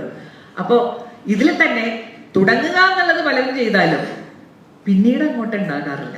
ചിലർക്ക് തുടങ്ങാൻ തന്നെ പറ്റാറില്ല. ഇതുപോലെ നാളെയാകാം, മറ്റന്നാളാകാം. കാരണം തുടങ്ങാതിരിക്കുന്നതാണ് സുഖം. തുടങ്ങൽ അത്ര എളുപ്പമല്ലല്ലോ. പക്ഷെ well begun is half done. ഇപ്പൊ തന്നെ തുടങ്ങണം. ജനുവരി 1-ാം തീയതി തുടങ്ങാനിരിക്കരുത്. അതാണ് നമ്മുടെ ഏറ്റവും വലിയ അപകടം. ടീച്ചർ ഒരു കാര്യം പറഞ്ഞു, ഞാൻ ചെയ്യാൻ തീരുമാനിച്ചു, പക്ഷെ ജനുവരി 1-ന് തുടങ്ങാം. അത് നടക്കൂല. തുടങ്ങണമെങ്കിൽ ഇപ്പൊ തുടങ്ങണം. Do it now. ഇതാണ് നമ്മുടെ മെയിൻ പ്രശ്നം. നമ്മുടെ കംഫർട്ട് സോണാണത്. ഇപ്പൊ വേണ്ട, പിന്നീടാകാം. സുഖമല്ലേ അങ്ങനെ വിചാരിച്ചിരുന്ന? പല പല കംഫർട്ട് സോൺസ് ഉണ്ട് നമുക്ക്. അപ്പൊ ഡു ഇറ്റ് നൗ. തുടങ്ങുക. തുടങ്ങിയിട്ട് ഒരു കാര്യം കൂടി ചെയ്താൽ മതി. Do it regularly. എല്ലാ ദിവസവും അത് ചെയ്യുക. ഇത്ര സമയം ചെയ്യണമെന്ന് നിർബന്ധമില്ല കേട്ടോ. Do it every day. Learning ആണോ? നിങ്ങൾക്ക് എത്ര സമയം പഠിക്കാൻ സാധിക്കും? സ്കൂളിൽ പഠിക്കുന്ന സമയമല്ല കേട്ടോ. അതുകൊണ്ട് നിങ്ങൾ സബ്ജക്റ്റ് പഠിക്കുന്നു എന്നല്ലാതെ നിങ്ങൾക്ക് എന്തെങ്കിലും അച്ചീവ് ചെയ്യണമെങ്കിൽ സെൽഫായിട്ട് പഠിക്കാൻ ഒരു ഹാബിറ്റ് നമ്മൾ ഉണ്ടാക്കണം. ദൈവം തമ്പുരാൻ വന്ന് വിളിച്ചാൽ പോലും നമ്മൾ പോകരുത്. ആ സമയത്ത് എൻ്റെ പഠന സമയമാണ്. അപ്പോൾ എത്ര സമയം പഠിക്കാൻ പറ്റുമോ അത്ര എടുക്കുക. തുടങ്ങുക. Do it regularly. എല്ലാ ദിവസവും കുറച്ച് ചെയ്താൽ പോലും അതിന് വലിയൊരു റിസൾട്ട് കിട്ടും അവസാനം. നിങ്ങൾ എന്ത് ചെയ്യണമെന്ന് എല്ലാവരും ഒരു പുസ്തകം വായിക്കണമെന്ന് എനിക്കൊരു അഭിപ്രായമുണ്ട്. ജെയിംസ് ക്ലിയർ എഴുതിയ അറ്റോമിക് ഹാബിറ്റ്സ് എന്നുള്ളൊരു പുസ്തകം. കുട്ടികൾക്ക് വായിച്ചിട്ട് മനസ്സിലാകുന്നില്ലെങ്കിൽ വലിയ ആളുകളുടെ സഹായത്തോടുകൂടി, വലിയ ആളുകൾക്ക് നല്ലതാണ്. Atomic habits. അപ്പൊ ആ പുസ്തകത്തില് അദ്ദേഹം വളരെ കൃത്യമായിട്ട് പറയുന്നുണ്ട്, നിങ്ങൾ അന്തം വിട്ട് ഊണുറക്കം ഉപേക്ഷിച്ചല്ല ഒരു കാര്യം ചെയ്യേണ്ടത്. അത് അധികം കാലം നിലനിൽക്കില്ല. നമ്മൾ ക്ഷീണിക്കും, നമ്മൾ നിർത്തും. പക്ഷെ എല്ലാ ദിവസവും യു എയിം ഫോർ 1% ഇംപ്രൂവ്മെന്റ്. എത്ര പറ്റുമോ? ഞങ്ങൾ പണ്ട് ഈ PhD ചെയ്യാനായിട്ട് ഞങ്ങൾക്ക് അവധി കിട്ടും കോളേജിൽ നിന്ന്, ശമ്പളത്തോടു കൂടി, സർവീസിലുള്ളവർക്ക്. ഞാൻ HOD ആയിരുന്നപ്പോൾ എൻ്റെ കൂടെയുള്ളൊരു ടീച്ചർ അതിന് അപ്ലൈ ചെയ്തു. ടീച്ചറിന് അങ്ങനെ അത് കിട്ടി. അപ്പോൾ ടീച്ചറിന് ശമ്പളത്തോടു കൂടി അവധി എടുക്കാം, PhD ചെയ്യാം, 3 വർഷം ലീവ് കിട്ടും കേട്ടോ. അപ്പോൾ ടീച്ചറിന് പക്ഷേ ചെറിയ സാമ്പത്തിക പ്രശ്നങ്ങൾ ഉണ്ടായിരുന്നു. അപ്പോൾ ശമ്പളം ശരിയാകാൻ കുറച്ച് മാസം എടുക്കും. അപ്പോൾ അതിനിടയിൽ ഈ ലോൺ ഇതൊക്കെ അടക്കാനായിട്ട് പ്രശ്നമുള്ളത് കൊണ്ട് ഗൈഡിനോട് ചെന്നപ്പോൾ ഗൈഡ് പറഞ്ഞു തന്നാ, ഇതിൻ്റെ ഒന്നും ആവശ്യമില്ല, എല്ലാ ദിവസവും 1 മണിക്കൂർ റിസർച്ചിന് വേണ്ടി നീക്കി വെക്കാൻ പറ്റുമോ? Every day 1 hour. ടീച്ചർ പറഞ്ഞു, അത് ബുദ്ധിമുട്ടൊന്നുമില്ല സാറേ, അതെനിക്ക് ചെയ്യാൻ പറ്റും. Every day 1 hour. ഈ 1 hour എന്ന് പറയുന്നത് എപ്പോഴെങ്കിലും ചെയ്താൽ പോരാ. ഹാബിറ്റ് ആകണമെങ്കിൽ ഒരു പർട്ടിക്കുലർ ടൈം. അങ്ങനെയൊക്കെയാണ് നമ്മുടെ ബ്രെയിനിന്റെ സംവിധാനം. രാവിലെ 6 തൊട്ട് 7 മണി വരെയോ, രാത്രി 8 തൊട്ട് 9 മണി വരെയോ, every day you do it. അപ്പൊ ടീച്ചറിന് സംശയമായിരുന്നു, അത് തീരുമോ അങ്ങനെ? ഓരോരുത്തരും 2-3 വർഷം ലീവ് എടുത്തിട്ട് തീരാതെ തിരിച്ചു വരണോ? പക്ഷെ ടീച്ചർ എന്നോട് പറഞ്ഞത്, ഞാൻ ഗൈഡ് പറഞ്ഞ പോലെ ചെയ്തു. അതെന്റെ ആവശ്യം കൂടിയായിരുന്നു, കാരണം എനിക്ക് ലീവ് എടുക്കാൻ നിർവാഹമില്ല. പക്ഷെ ആ 3 വർഷം കൊണ്ട് എൻ്റെ PhD കംപ്ലീറ്റ് ആയി. അപ്പൊ ഞാൻ അതിന്റെ ഉത്തരം കണ്ടെത്തിയത് ഈ ബുക്കിൽ നിന്നാണ്, ജെയിംസ് ക്ലിയർ എഴുതിയ അറ്റോമിക് ഹാബിറ്റ്സിൽ നിന്നാണ്. അപ്പൊ അദ്ദേഹം അതിനകത്ത് വളരെ മനോഹരമായിട്ടുള്ള ഒരു ആശയം പങ്കുവയ്ക്കുന്നുണ്ട്. നിങ്ങൾ ഒരു ദിവസം 1% ഇംപ്രൂവ്മെന്റ് ഉണ്ടാക്കുന്നു. എല്ലാ ദിവസവും ചെയ്യണമല്ലോ. അപ്പൊ you make 1% improvement every day. ഞാൻ ഇന്ന് 1% ഇംപ്രൂവ്മെന്റ് ഉണ്ടാക്കുന്നു. നാളെ ആകുമ്പോൾ വീണ്ടും ഞാൻ 1% ഉണ്ടാക്കുന്നു. അപ്പൊ ഇന്ന് ഉണ്ടാക്കിയ 1%ലാണ് ഞാൻ വീണ്ടും ഇംപ്രൂവ്മെന്റ് ഉണ്ടാകുന്നത്. അപ്പൊ അതിലാണ് ഞാൻ വീണ്ടും 3ാമത്തെ ദിവസം ഇംപ്രൂവ്മെന്റ് ഉണ്ടാക്കുന്നത്. അങ്ങനെ ഇംപ്രൂവ്മെന്റ് ഉണ്ടാക്കി പോകുമ്പോൾ ജെയിംസ് ക്ലിയർ പറയണത് എന്താണെന്നോ, അത് ശരിക്കും പലിശയ്ക്ക് പലിശ എന്താ പറയാറുള്ളത്? കൂട്ടുപലിശ എന്ന് പറയൂലേ. പലിശയ്ക്ക് പലിശ കിട്ടണമെങ്കിൽ കൂട്ടുപലിശ ആയിരിക്കണം. കൂട്ടുപലിശയ്ക്ക് ഒരു ഫോർമുല ഉണ്ട്, നിങ്ങൾ പഠിച്ചോന്നറിയില്ല, 8ാം ക്ലാസ്സുകാരൊക്കെ അല്ലേ. പണം ഇൻവെസ്റ്റ് ചെയ്യുമ്പോൾ സിമ്പിൾ ഇൻട്രസ്റ്റ് ഉണ്ട്, കോമ്പൗണ്ട് ഇൻട്രസ്റ്റ് ഉണ്ട്. കോമ്പൗണ്ട് ഇൻട്രസ്റ്റിന്റെ പുറത്ത് ഇൻട്രസ്റ്റ് കിട്ടും. അതെല്ലാം കൂടി കോമ്പൗണ്ട് ചെയ്ത് കൂടുതൽ തുകയായിട്ട് മാറും. അപ്പൊ അതാണ് നമ്മുടെ ജീവിതത്തിൽ സംഭവിക്കുന്നത്. 1% ഇംപ്രൂവ്മെന്റ് എവറി ഡേ. 365 ദിവസമാകുമ്പോൾ അദ്ദേഹം ഫോർമുല ഉപയോഗിച്ച് കാൽക്കുലേറ്റ് ചെയ്ത് പറയുന്ന ഒരു കാര്യമുണ്ട്. You make 37 times improvement. ഇന്ന് നമ്മൾ എവിടെയാണ്? 1 കൊല്ലം കഴിയുമ്പോൾ 37 മടങ്ങ് ഇംപ്രൂവ്മെന്റ് ഉണ്ടാവും. ഉറപ്പായിട്ടും ഫോർമുല ഉപയോഗിച്ച് പ്രൂവ് ചെയ്യണമെന്ന് നമുക്ക് വിശ്വസിക്കാം. മാത്തമാറ്റിക്സ് കള്ളം പറയാറില്ല, അല്ല. മാത്സ് അങ്ങനെ 11 + 1 = 2. അവിടെ കള്ളത്തരമൊന്നുമില്ല. അപ്പോൾ വളരെ ക്ലിയർ ആയിട്ട് അദ്ദേഹം പ്രൂവ് ചെയ്തിട്ടുണ്ട്. അപ്പൊ അതാണ് ഹാബിറ്റ്സ്. അതാണ് നമ്മൾ സേവ് ചെയ്യുള്ളൂ. അല്ലെങ്കിൽ എനിക്ക് ഉറപ്പിച്ച് പറയാം, ജീവിതത്തിന് വേണ്ട കാര്യങ്ങളൊന്നും നമ്മൾ ചെയ്യില്ല if it is not a habit. അപ്പൊ എന്തായാലും വീടുകളിൽ ആ ഹാബിറ്റ് ഒക്കെ ഉണ്ടെങ്കിൽ എന്ത് രസമായിരിക്കും അല്ലേ? ഈ അച്ഛനും അമ്മയ്ക്കും അസുഖം വന്നാൽ തന്നെ നമ്മുടെ പാടല്ലേ. അമ്മയ്ക്ക് രാവിലെ തലവേദന, പനി, ഇതൊക്കെ മാറി ആളുകൾക്ക് വന്നു കഴിഞ്ഞാൽ പ്രശ്നമാണ്. അപ്പൊ ഒരു പരിധി വരെ, മുഴുവനായിട്ട് നമുക്കതൊന്നും പറ്റിയില്ല എന്നിരിക്കും, പക്ഷെ നമ്മൾ ചെയ്യാനുള്ളത് ചെയ്യണോണ്ടോ എന്ന് നോക്കണം. അങ്ങനെയുള്ള ഹാബിറ്റ്സ് മക്കളിൽ ഡെവലപ്പ് ചെയ്ത് കഴിഞ്ഞാൽ അവർ രക്ഷപ്പെടും. അങ്ങനെ ചില ആളുകളെ ഞാൻ കാണാറുണ്ട്, വലുതായാലും അവരെല്ലാം ചെയ്യേണ്ട സമയത്ത് അങ്ങോട്ട് ചെയ്യും. ഈ സിസ്റ്റമാറ്റിക് ലൈഫ് ഒരു ഹാബിറ്റായിട്ട് മാറി. മേക്കിട്ട് ഇപ്പൊ വേണ്ട ഹാബിറ്റ്. ഇനി വൈകിപ്പോയി എന്ന് നമുക്ക് പറയാൻ പറ്റില്ല, കാരണം പ്രായം വെച്ചൊന്നും നമുക്കതൊന്നും പറയാൻ പറ്റില്ല എന്ന് ഞാൻ നേരത്തെ പറഞ്ഞു. ഇനി 3ാമതായിട്ടൊരു കാര്യം, നമ്മൾ ഹാപ്പി ആയിരിക്കണം കേട്ടോ. എപ്പോഴും നമുക്ക് ജീവിതത്തിൽ എന്തെങ്കിലും വേണമെങ്കിൽ എപ്പോഴും ഹാപ്പി ആയിരിക്കാൻ സാധിക്കുമോ? ഇല്ല. നടപ്പുള്ള കാര്യമല്ല. ജീവിതത്തിൽ 4 ഇമോഷൻസ് ഉണ്ടല്ലേ? ഏതൊക്കെയാണ്? 4 സ്ട്രോങ് ആയിട്ടുള്ള പ്രിമിറ്റീവ് ആയിട്ടുള്ള ബേസിക് ആയിട്ടുള്ള ഇമോഷൻസ് ഉണ്ട്. ഏതൊക്കെയാണ്? ഏറ്റവും സ്ട്രോങ് പ്രിമിറ്റീവ് ഇമോഷൻ ഏതാ? അല്ല, അതായത് സ്ട്രോങ് ഇമോഷൻ അല്ല ഹാപ്പിനെസ്. അല്ലെങ്കിൽ നമ്മളെല്ലാവരും ഭയങ്കര ഹാപ്പി ആയിരുന്നേനെ. ആങ്കർ എന്നാരാ പറഞ്ഞത്? കാണട്ടെ. ഇമോഷൻ, ഹങ്കർ എന്ന് പറഞ്ഞ ഒരു അവസ്ഥയാണ് അല്ലെ, സ്റ്റേറ്റ് ഓഫ് അവർ ബോഡി. പേടിയാണ് കേട്ടോ ഏറ്റവും സ്ട്രോങ് ബേസിക് ഇമോഷൻ. ശരിക്കും പറഞ്ഞു കഴിഞ്ഞാൽ പേടി വേണം നമുക്ക്. പേടിയില്ലെങ്കിൽ നമുക്ക് സർവൈവൽ ഉണ്ടാവില്ല. കൊറോണ പിടിച്ചെല്ലാം മരിച്ചു പോയനെ പേടിയില്ലായിരുന്നെങ്കിൽ. ആരെങ്കിലും എന്തെങ്കിലും പറഞ്ഞാൽ കേൾക്കുമോ? പേടിയുള്ളത് കൊണ്ടാണല്ലോ നമ്മളിങ്ങനെ ജീവിച്ചിരിക്കുന്നത്. നമ്മുടെ സർവൈവലിന്റെ ബേസാണ് പേടി. അതുകൊണ്ട് കുഞ്ഞുനാളിലെ ജനിക്കുന്നതിന് മുമ്പ് തന്നെ നമുക്ക് കിട്ടിയിട്ടുള്ളൊരു ഇമോഷനാണ് പേടി. പിന്നത്തെ സ്ട്രോങ് ആണ് ഇവിടെ മോൻ പറഞ്ഞത്. ഇത് വെച്ച മോന്റെ പേരെന്താ? നേരത്തെ പറഞ്ഞല്ലേ, ഇർഫാൻ അല്ലേ? ഇർഫാൻ അല്ലേ? ആങ്കർ, അത് ഭയങ്കര ഒരു ഇമോഷനാണ്. അതായത് മറ്റ് ഇമോഷൻസ് ഒക്കെ നമുക്കാണ് അധികം പ്രശ്നങ്ങൾ ഉണ്ടാക്കുക. ആങ്കർ മറ്റുള്ളവർക്ക് പ്രശ്നം ഉണ്ടാക്കും. ആങ്കർ. പിന്നെ 3ാമത്തെ ഇമോഷൻ നമുക്ക് സാഡ്നെസ്. അയ്യോ പാവമായിട്ട് നമ്മൾ മാറുക, സങ്കടപ്പെട്ടിരിക്കുക, അത് സാഡ്നെസ്. ഇതൊക്കെ നമ്മൾ അനുഭവിച്ചിട്ടില്ലേ? പേടി തോന്നാത്ത ആരെങ്കിലും ഉണ്ടോ? ഇതുവരെ പേടിയില്ല, എനിക്ക് യാതൊരു പേടിയില്ല, അവന്റെ കാര്യം പോക്കാണ്, അവൻ എപ്പോൾ അപകടത്തിൽ ചെന്ന് ചാടുമെന്ന് നോക്കിയാൽ മതി. പിന്നെ ആങ്കർ ഉണ്ടായിട്ടില്ലേ? ദേഷ്യപ്പെടാത്ത ആളുകളുണ്ടോ? എപ്പോഴും ആരെന്ത് പറഞ്ഞാലും ഐ ആം ഇമോഷണലി കൺട്രോൾഡ്, എനിക്ക് ദേഷ്യം അതില്ല. പിന്നെ സാഡ്നെസ്, നമുക്ക് ഈ സന്തോഷം, സങ്കടം അനുഭവിച്ചാലേ നമുക്ക് സന്തോഷം എന്താണെന്ന് അറിയാൻ പറ്റുള്ളൂ. പല കാര്യങ്ങളും നമ്മൾ ശ്രദ്ധിക്കുന്നതിൻ്റെ ഒരു കാരണം സങ്കടത്തെ പറ്റി ഓർത്താണ്. അയ്യോ ഞാൻ അങ്ങനെ എനിക്ക് സംഭവിച്ചാൽ സങ്കടമാകും, അതുകൊണ്ട് അങ്ങനെ പറ്റാതിരിക്കാൻ വേണ്ടി നമ്മൾ പല കാര്യങ്ങളും ചെയ്യാറുണ്ട്. 4ാമത്തെ ഇമോഷനാണ് ഹാപ്പിനെസ്. അതൊരു സ്ട്രോങ് ഒന്നും അല്ല കേട്ടോ. അതിനെ നമ്മൾ മനഃപൂർവ്വം ഉണ്ടാക്കിയെടുത്താലേ അതേ ഉണ്ടാവുള്ളൂ. അതാണ് അതിൻ്റെ കഷ്ടം. ബാക്കിയൊക്കെ വളരെ ഓട്ടോമാറ്റിക് ആയിട്ടൊക്കെ വന്നോളൂ. പക്ഷെ സന്തോഷം നമ്മൾ ഒരുപാട് വർക്ക് ചെയ്യേണ്ട ഒന്നാണ്. അപ്പൊ സന്തോഷം ഉണ്ടാവണമെങ്കിൽ സന്തോഷമുള്ള ഒരു എൻവയോൺമെന്റിലാണ് നമുക്ക് എനർജി തോന്നുക. ചിലപ്പോഴെങ്കിലും രാവിലെ നമ്മൾ പറയാറില്ലേ, ഇന്ന് എനിക്കൊരു മൂഡില്ല. എന്താണ് മൂഡിൽ? എനിക്ക് ആകെ ഒരു സങ്കടം, ഒരു സന്തോഷമില്ല. ഇതൊക്കെ നമ്മൾ പറയുന്ന ഡയലോഗാണ്. അപ്പൊ നമ്മളൊരു എനർജി, വീട്ടിൽ തന്നെ ഒരു പോസിറ്റീവ് എനർജിയൊക്കെ വരണം എന്ന് പറയുന്നത് എപ്പോഴാണ്? ഹാപ്പി ആയിരിക്കുമ്പോഴാണ്. എന്ന് വെച്ചാൽ നമുക്ക് എല്ലാവർക്കും എപ്പോഴും ഹാപ്പി ആവാൻ പറ്റിയെന്നിരിക്കില്ല. പക്ഷെ അതിനുള്ളൊരു എൻവയോൺമെന്റ് ഒക്കെ നമുക്ക് ഉണ്ടാക്കാൻ പറ്റണം. അത് കഴിഞ്ഞ് ഹാപ്പി ആകാത്തവരങ്ങനെ ആയിക്കോട്ടെ. നമ്മുടെ വീട് അത് വളരെ ഇമ്പോർട്ടൻ്റ് ആണ്. ഈ ഒരു സമയത്ത് നമ്മുടെ എൻവയോൺമെന്റ്. ഞാൻ ഒരുപാട് മാതാപിതാക്കളെ കണ്ടുമുട്ടിയിട്ടുണ്ട്. അതായത് മക്കളെ കൊണ്ടുള്ള പ്രശ്നങ്ങൾ, പിന്നീട് അവരൊന്നും ആയില്ല. എന്താകാത്തതിന്റെ കാരണം? വേണ്ട സമയത്ത് വേണ്ടതുപോലെ അവർക്ക് പ്രവർത്തിക്കാൻ പറ്റിയില്ല. പിന്നെ നമ്മുടെ കൾച്ചറിലുള്ള ഏറ്റവും വലിയ പ്രശ്നം എന്താണെന്നോ? നമുക്ക് 32 വയസ്സ് വരെ 33 വയസ്സ് വരെയൊക്കെയാണ് ഒരു എവിടെയെങ്കിലും ഒരു ജോലിയിൽ കയറി പറ്റാനുള്ള ഒരു സാഹചര്യം ഉള്ളത്. നമ്മുടെ ഇവിടെ ഭയങ്കര കോമ്പറ്റേറ്റീവ് വേൾഡാണ്. നമ്മളിങ്ങനെ പാസ്സായി തെക്കുമടക്കൊക്കെ നടന്നു കഴിയുമ്പോൾ പുറകെയുള്ള ആളുകൾ ഇങ്ങനെ വന്നുകൊണ്ടിരിക്കും, നമ്മളെ തള്ളി പുറത്തേക്കാക്കും. അപ്പോൾ അതുകൊണ്ട് ഈ ഒരു സമയത്തിനുള്ളിൽ അത് വളരെ ക്രുഷ്യലാണ്. ആ സമയത്ത് നമ്മളെല്ലാവരും നമ്മുടെ ജീവിതത്തിൽ, ഞാൻ പറഞ്ഞില്ലേ, മാതാപിതാക്കളോട് പറഞ്ഞു, ഇനി വരുന്ന ഒരു കാലഘട്ടമുണ്ട്, ഇവരുടെ ഇതിന് ശേഷം നമ്മളെ കാത്തിരിക്കുന്ന സുന്ദരമായ ഒരു കാലഘട്ടം, അത് നമുക്ക് കിട്ടണം എന്നൊരു വാശി. അപ്പൊ വീടുകളിൽ ഹാപ്പി എൻവയോൺമെന്റ് ഹാപ്പി ആകാനുള്ള സംവിധാനം എല്ലാവരും എടുക്കേണ്ട ഉത്തരവാദിത്വമാണ്.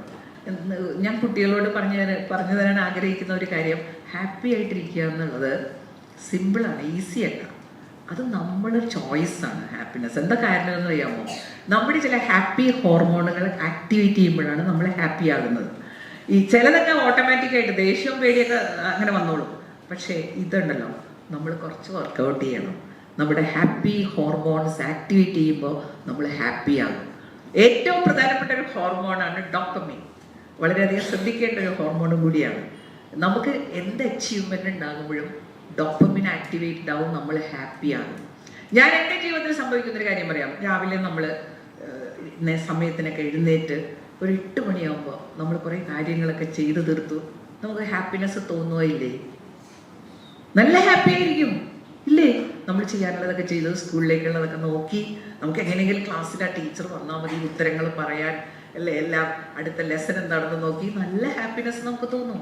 കാരണം ഡോപ്പമിൻ ആക്ടിവേറ്റഡ് ആകുന്നു. നിങ്ങളൊരു കാര്യം ശ്രദ്ധിച്ചിട്ടുണ്ടോ?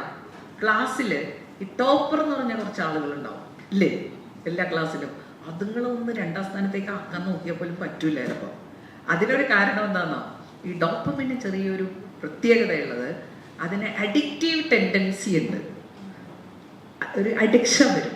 അപ്പൊ ഈ ടോപ്പർ ആകുന്ന ആളുകൾ എപ്പോഴെപ്പോഴും ടോപ്പറാവും. അങ്ങനെയല്ല, അഡിക്ഷൻ വന്നു കഴിഞ്ഞാൽ അത് നമ്മൾ അറിയാതെ ചെയ്തു പോകും.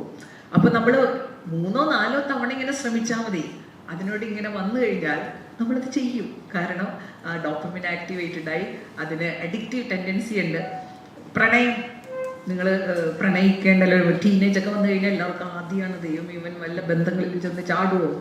അപ്പൊ അവിടെയും ഇതാണ് പ്രവർത്തിക്കണത്. ഈ ഡോപ്പമിൻ ആക്ടിവേറ്റഡ് ആകുമ്പോഴാണ് നമുക്ക് അങ്ങോട്ടും ഇങ്ങോട്ടും ഒരു ഇഷ്ടമൊക്കെ തോന്നുന്നത്. അതായത് ചിലരെ കാണുമ്പോൾ ചിലരിൽ നിന്നുള്ള എക്സ്പീരിയൻസിൽ നിന്ന് ഡോപ്പമിൻ ആക്ടിവേറ്റഡ് ആവും. ആക്ടിവേറ്റഡ് ആയി കഴിഞ്ഞാൽ ഈ ഒരു പ്രശ്നമുണ്ട്, ദാറ്റ് ഈസ് അഡിക്റ്റീവ്. അഡിക്റ്റീവ് എന്ന് കഴിഞ്ഞാൽ പിന്നെ വേറൊന്നും എൻട്രൻസ് ആണ്, എന്ത് വാങ്ങാത്തോലും ഇതൊക്കെ എടുത്ത് കളയൂലേ. പിന്നെ നമുക്ക് ഊണിലും ഉറക്കത്തിലും ഒരാളെ കുറിച്ചുള്ള ചിന്ത. അപ്പൊ അവിടെയുള്ള പ്രശ്നം ഇതാണ്. പ്രണയിക്കുന്നത് തെറ്റാണെന്നൊന്നും ആരും പറയാറില്ല. പക്ഷേ നമ്മുടെ ലൈഫിൽ ഉള്ള പല കാര്യങ്ങളും പലതും മനസ്സിലുള്ളപ്പോൾ ഇങ്ങനെ ഒരു തടസ്സം അതിൽ നിന്ന് ഉണ്ടാകാറുണ്ട്. അത് ഭയങ്കര അഡിക്റ്റീവാണ്. അതുമാത്രമല്ല, ഈ ഡി അഡിക്ഷൻ കേട്ടിട്ടില്ലേ? മദ്യപാനത്തിനോട് അഡിക്ഷൻ വന്നാൽ ഈ മദ്യപിക്കുന്ന ആളുകൾ ഭയങ്കര സന്തോഷിക്കുന്നതായിട്ട് ചിലപ്പോൾ യുവതലമുറയ്ക്കൊക്കെ തോന്നാം. അങ്ങനെയാണ് അവർ ലഹരിയിലേക്ക് വരാനുള്ള ഒരു കാരണം. മുതിർന്ന ആളുകളൊക്കെ കാണുമ്പോൾ അവർ 2 പെഗൊക്കെ അടിച്ചും ഡാൻസ് പാട്ട് ആകെ സന്തോഷം. അപ്പൊ നമ്മൾ വിചാരിക്കുന്നത് അടിച്ചു കഴിഞ്ഞാൽ സന്തോഷം ഉണ്ടാവും. സത്യത്തിൽ അവിടെ എന്താ സംഭവിക്കുന്നതെന്നോ, ഡോപ്പമിൻ ആക്ടിവേറ്റ് ചെയ്യുന്ന എന്തോ അതിനകത്തുണ്ട്. അപ്പൊ അത് ആക്ടിവേറ്റഡ് ആകുമ്പോൾ നമുക്ക് ഭയങ്കര സന്തോഷം തോന്നും. പക്ഷെ അഡിക്ഷൻ ഉള്ളത് കൊണ്ട് നമ്മുടെ ശരീരത്തിന്റെ കാര്യം പോക്കാണ്. അപ്പൊ എല്ലാ കാര്യത്തിലും ഇങ്ങനെ ഡോപ്പമിനെ നമ്മുടെ ശരീരത്തിനും അല്ലെങ്കിൽ നമ്മുടെ ജീവിതത്തിന് ക്വാളിറ്റി ഉണ്ടാക്കുന്ന തരത്തിൽ ആക്ടിവേറ്റ് ചെയ്യാൻ നമ്മളെ സഹായിക്കുന്ന ഒന്നാണ് അച്ചീവ്മെന്റ്സ്. അത് എന്തായാലും ഇംപ്രൂവ്മെന്റ്സ് ഇൻ ലൈഫ്. നമ്മൾ ഇന്നത്തെക്കാളിലും ഇന്ന് ഇംപ്രൂവ്മെന്റ് ആയി കഴിഞ്ഞാൽ നമ്മുടെ ഡോപ്പമിൻ ആക്ടിവേറ്റഡ് ആവും. നമ്മൾ മനുഷ്യർക്ക് മാത്രമുള്ള കപ്പാസിറ്റിയാണ്. ഇന്നലത്തെക്കായാലും ബെറ്റർ ആയിട്ടുള്ള ഒരു ഇന്ന്, human beings can have A better today than yesterday. ഏത് പ്രായമായാലും ഇന്നത്തേക്കാൾ നല്ലൊരു നാളെ നമുക്ക് ഉണ്ടാക്കാൻ പറ്റും. പ്രായം പ്രശ്നമല്ല എന്ന് പറയാൻ കാര്യം, ഒരു വലിയൊരു സംഭവം നമ്മുടെ ഉള്ളിൽ വെച്ച് തന്നിട്ടുണ്ട്. എന്താ അത്? മനസ്സ് അല്ലേ? മനസ്സ് എന്ന് പറയുന്നത്, മൈൻഡ് എന്ന് പറഞ്ഞൊരു സാധനമുണ്ട്. അതെന്താണ് ഏതാണെന്ന് കാണിച്ചു തരാൻ പറ്റില്ല, പക്ഷെ അതുണ്ട്. അത് എക്സ്പീരിയൻസ് ചെയ്യാൻ പറ്റും. ഇന്ന് ഞാൻ എന്നും വൈകി അല്ല, ഞാൻ എന്നും 6 മണിക്കാണ് എഴുന്നേക്കാറുള്ളത്. ഇന്ന് ഞാൻ 3:30 എഴുന്നേറ്റു. എന്താ കാര്യം? എനിക്ക് ബ്രില്യൻറ്റ് ഇവിടെ വരണ്ടേ? അപ്പൊ ഞാൻ ഇന്നലെ തുടങ്ങി, മിനിയാന്ന് തുടങ്ങി, അവിടെ ചെല്ലണം, ആദ്യമായിട്ട് കിട്ടിയ ഇൻവിറ്റേഷനാണ്, വൈകാൻ പാടില്ല, കൃത്യസമയത്ത് എഴുന്നേക്കണം. ഇത് മനസ്സിൽ ആവർത്തിച്ച് വന്നു കഴിഞ്ഞപ്പോൾ അത് നമ്മുടെ മനസ്സിൽ സബ് കോൺഷ്യസ് മൈൻഡ് എന്ന് പറഞ്ഞൊരു സാധനമുണ്ട്. അത് ഏറ്റെടുത്ത് കഴിഞ്ഞാൽ പിന്നെ നമ്മൾ അതുപോലെ പ്രവർത്തിക്കും. ഇത് അതിനൊരു എക്സാമ്പിളാണ്. നമ്മൾ നല്ല ടൂറിനൊക്കെ പോകില്ലേ? ടൂറിന് പോകുമ്പോൾ ആരെങ്കിലും വിളിക്കണോ വീട്ടിലുള്ളവര്? വേണ്ട, നമ്മൾ എഴുന്നേക്കും. കാരണം നമ്മൾ മനസ്സിൽ ഇത് ഇങ്ങനെ കൊണ്ടു നടന്ന് ആ സമയമാകുമ്പോൾ വി വിൽ ഡു ഇറ്റ്. അവിടെയാണ് നമ്മൾ എക്സ്പീരിയൻസ് ചെയ്യേണ്ടത്. There is A power. നമ്മുടെ ഉള്ളിൽ അങ്ങനെ ഒരു പവർ ഉണ്ട്. അത് സബ് കോൺഷ്യസ് മൈൻഡാണ്. അപ്പൊ അത് നമുക്ക് എവിടെയും ഉപയോഗിക്കാം. നമ്മുടെ മനസ്സിൽ രാവിലെ എഴുന്നേക്കുമ്പോ ഇനി രാവിലെ എഴുന്നേറ്റില്ലെങ്കിൽ ജീവിതം പോക്കാണ്. നിങ്ങൾ എന്തെല്ലാം അച്ചീവ് ചെയ്താലും ആ സിസ്റ്റമാറ്റിക് ലൈഫ് ഇല്ലെങ്കിൽ പ്രശ്നമാണ്. അത് നമ്മുടെ ബോഡിയുടെ ഒരു റിക്വയർമെന്റ് ആണ്. അത് ഗൗരവത്തിൽ എടുക്കണം. മനസ്സിലൊരു ചിന്ത എപ്പോഴും എഴുന്നേറ്റ് കഴിയുമ്പോൾ വരേണ്ട ഒരു ചിന്ത, നിങ്ങളുടെ ജീവിതത്തിൽ എന്താണോ ഏറ്റവും അധികം ആവശ്യമായിട്ട് നിങ്ങൾക്ക് ഫീൽ ചെയ്യുന്നത്, അത് മനസ്സിലേക്ക് വന്ന് രാവിലെ എഴുന്നേൽക്കുമ്പോൾ എല്ലാ ദിവസവും അതിങ്ങനെ മനസ്സിൽ വന്നു കഴിഞ്ഞാൽ, നിങ്ങൾ ഈ ചാനലിലൊക്കെ കാണും, ആഗ്രഹിക്കുന്നത് എന്തും നേടാൻ സാധിക്കുമെന്ന് പറയുമ്പോൾ അതിന്റെ മീനിങ് അതാണ്. നമ്മുടെ മനസ്സിൽ ഈ ചിന്ത ഇങ്ങനെ വന്ന് എനിക്ക് ഇത്ര സമയത്ത് അവിടെ എത്തണം, നമ്മൾ എഴുന്നേക്കും. അതുമായിട്ട് ബന്ധപ്പെട്ട പ്രവൃത്തി നമ്മൾ ചെയ്യും. അപ്പൊ make use of your body മാത്രമല്ല, അതിനേക്കാളും സൂപ്പർ ആയിട്ടുള്ള ഒരു സംഭവമുണ്ട്, മൈൻഡ് എന്ന് പറയും. റിലേഷൻഷിപ്സ്. നമ്മള് കേരളത്തിൽ തന്നെ ചില വലിയ പദവിയിലിരുന്ന ചില ആളുകളുണ്ട്. റാങ്കാണ് എല്ലാത്തിനും. SSLCക്ക് ഫസ്റ്റ് റാങ്കാണ്, +2 ഫസ്റ്റ് റാങ്കാണ്, എല്ലാത്തിനും ഫസ്റ്റ് റാങ്കാണ്. പക്ഷെ ഒരു സ്ഥാപനത്തിൽ ഒരു കുറച്ച് നാളുകൾ പോലും ജോലി ചെയ്യാൻ പറ്റാറില്ല. എല്ലാവരുമായിട്ട് മൊത്തം പ്രശ്നം.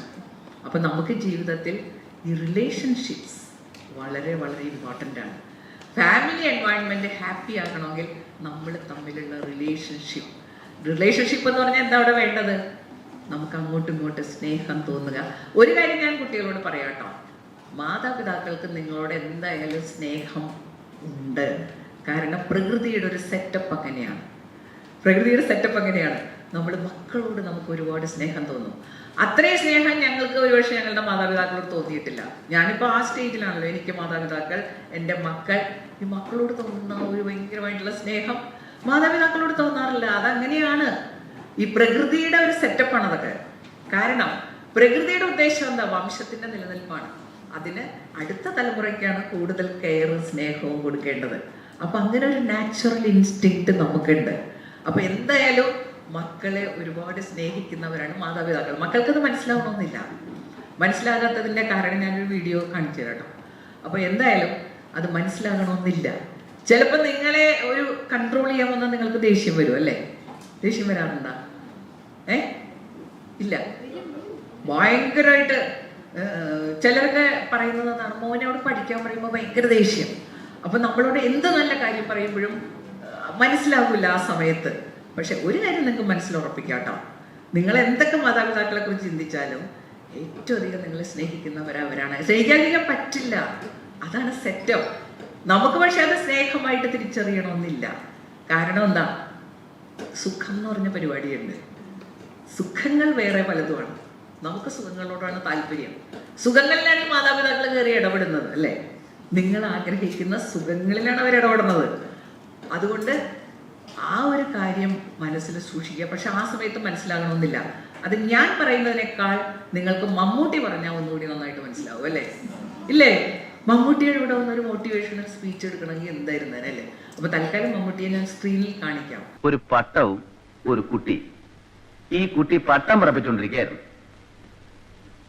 പട്ടം ഇങ്ങനെ പൊങ്ങി പൊങ്ങി ആകാശത്തിലൂടെ പറന്നുകൊണ്ടിരിക്കുകയാണ്. കാറ്റിന്റെ ഗതി അനുസരിച്ച് കുട്ടി ഇങ്ങനെ നൂല് അയച്ചു വിട്ടോണ്ടിരുന്നു. അങ്ങനെ പൊങ്ങി പൊങ്ങി നക്ഷത്രങ്ങൾക്കിടയിലൂടെ സഞ്ചരിച്ച് ചന്ദ്രനിലെത്തണമെന്നായിരുന്നു പട്ടത്തിന്റെ മോഹം. അപ്പോഴാണ് ഒരു കിളി ഇങ്ങനെ പറന്നു വന്നത്. എന്ത് കിളിയോ മാഷേ? എന്ത് കിളിയാ തനിക്കിഷ്ടം? തത്ത. ശരി, എന്നാൽ ഒരു പച്ച തത്ത തന്നെ ആയിക്കോട്ടെ. ഒരു തത്ത ആ വഴിക്ക് പറന്നിങ്ങനെ വന്നു. തത്തമ്മ അത്ഭുതപ്പെട്ടു പോയി. ഒരു കടലാസ് പട്ടം ഇത്ര ഉയരത്തിൽ പറക്കേ? തത്തമ്മ പട്ടത്തെ അഭിനന്ദിച്ചുകൊണ്ട് പറഞ്ഞു, കൊള്ളാലോ നീയെ, കിളികൾക്ക് പോലും ഇത്ര ഉയരത്തിൽ പറക്കാൻ പറ്റില്ല. അപ്പോ അഹങ്കരിച്ചുകൊണ്ട് പട്ടം പറഞ്ഞു, ഇതിനേക്കാൾ എത്രയോ ഉയരത്തിൽ എനിക്ക് പറക്കാൻ കഴിയും. ആ നൂല് കെട്ടിയിരിക്കുന്നത് കണ്ടോ? ആ നൂലിന്റെ അറ്റം പിടിച്ചിരിക്കുന്ന കുട്ടിയെ കണ്ടോ? അവൻ ആ നൂലിങ്ങനെ വലിച്ചു പിടിച്ചിരിക്കുകയാണ്. ആ നൂലില്ലായിരുന്നെങ്കിൽ പറന്ന് പറന്ന് ഞാൻ ചന്ദ്രനിലെത്തുമായിരുന്നു. പച്ചത്തത്ത അത്ഭുതം കൊണ്ട് കണ്ണു പിടിച്ചു. അവള് പറഞ്ഞു, അങ്ങനെയാണെങ്കിൽ ഞാൻ ഈ നൂല് പൊട്ടിച്ചു തരാം, നിനക്ക് ചന്ദ്രനിലേക്ക് പറക്കാവല്ലോ. അപ്പോ പട്ടം പറഞ്ഞു, എങ്കിലൊന്ന് വേഗം മുറിച്ചു തരൂ, ഈ കുട്ടി എന്നെ എന്റെ ഇഷ്ടത്തിന് പറക്കാൻ സമ്മതിക്കുന്നില്ല. തത്ത നൂല് അത്ത് മുറിച്ചു. നൂല് മുറിഞ്ഞപ്പോ എന്ത് സംഭവിച്ചു എന്നറിയോ? നിയന്ത്രണം വിട്ട പട്ടം തലയും കുത്തി താഴേക്ക് താഴേക്ക് വന്ന് പതിച്ചു. ഒടുവിൽ അതൊരു ചെളിക്കുണ്ടിൽ വന്ന് വീണു. പാവം കുട്ടി അത് കണ്ട് കരഞ്ഞുപോയി. നന്നായുള്ളൂ. എന്ത്? ആ പട്ടത്തിന്റെ അഹങ്കാരം. കുട്ടികളെ, നിങ്ങളാണ് ഉയരത്തിൽ പറക്കുന്ന ആ പട്ടങ്ങൾ. പട്ടം പറപ്പിക്കുന്ന കുട്ടി എന്നെ പോലുള്ള മാഷന്മാര്. എത്ര ഉയരത്തിൽ നിങ്ങൾ പറന്നോളൂ, ഞാൻ അയച്ചു തരാം. കാറ്റിന്റെ ഗതിക്കനുസരിച്ച് നിയന്ത്രിച്ച് ചന്ദ്രനിലെത്തിക്കാൻ. ആ നൂല് ഒരു ബന്ധനമായിട്ട് കാണരുത്. അത് പൊട്ടിച്ചു കളഞ്ഞാൽ നിയന്ത്രണം വിട്ട് താഴെ ചെളിക്കുണ്ടിൽ വീഴും. സംഭവം മനസ്സിലായില്ലേ? നമുക്കങ്ങനെയൊക്കെ തോന്നുമല്ലേ, ഈ ചരടങ്ങട് പൊട്ടിച്ചിരുന്നെങ്കിൽ ഞാൻ എവിടെ പോയാനേന്ന്. അപ്പോൾ അങ്ങനെയുള്ള ആ ഒരു സിസ്റ്റം ഫാമിലിയിലുള്ള ഒരു ഹാപ്പി എൻവയൺമെന്റിനെ സഹായിക്കുന്ന ഒന്നാണ് ഈ കൺട്രോളൊക്കെ. അവർ സ്നേഹിക്കുന്നത് കൊണ്ടാണ്. അല്ലെങ്കിൽ അവർക്ക് കൺട്രോൾ ചെയ്യാതിരുന്നാൽ പോരെ. നമ്മൾ പറയും എൻ്റെ അമ്മ എന്തെല്ലാം അമ്മയാണെന്ന്, ഒന്നും പറയാറില്ല. എന്ത് ചെയ്താലും അമ്മ മിണ്ടില്ല. ചിലരങ്ങനെ പറയണ കേൾക്കാം. പക്ഷെ അതല്ലല്ലോ നമുക്ക് വേണ്ടത്. നമുക്ക് ഇന്നത്തെ സുഖമല്ല വേണ്ടത്, നാളത്തെ സന്തോഷമാണ് വേണ്ടത് എന്നുള്ള ഓർമ്മയുണ്ടാവണം. പിന്നെ വീടിന്റെ പടിക്കകത്ത് കേട്ടാൻ പാടില്ലാത്തൊരു സാധനമുണ്ട്. അതെന്താണെന്ന് അറിയാമോ? ദേഷ്യം എന്ന് പറയും. ദേഷ്യം. ആ ദേഷ്യം വലിയൊരു പ്രശ്നമാണല്ലേ? ആണോ? എൻ്റെ കോഴ്സിന് വരുന്ന 20 പേരാണ് ഒരു കോഴ്സിന് വരുന്നത്. അതിൽ പല പ്രശ്നങ്ങളുള്ളവരാണ് വരാറ്. അപ്പൊ അതിൽ ഭൂരിഭാഗം പറയുന്ന ഒരു പ്രശ്നമാണ് ഈ ദേഷ്യം. ദേഷ്യം കൺട്രോൾ ചെയ്യാൻ പറ്റില്ലേ? പറ്റുമോ? പറ്റണം.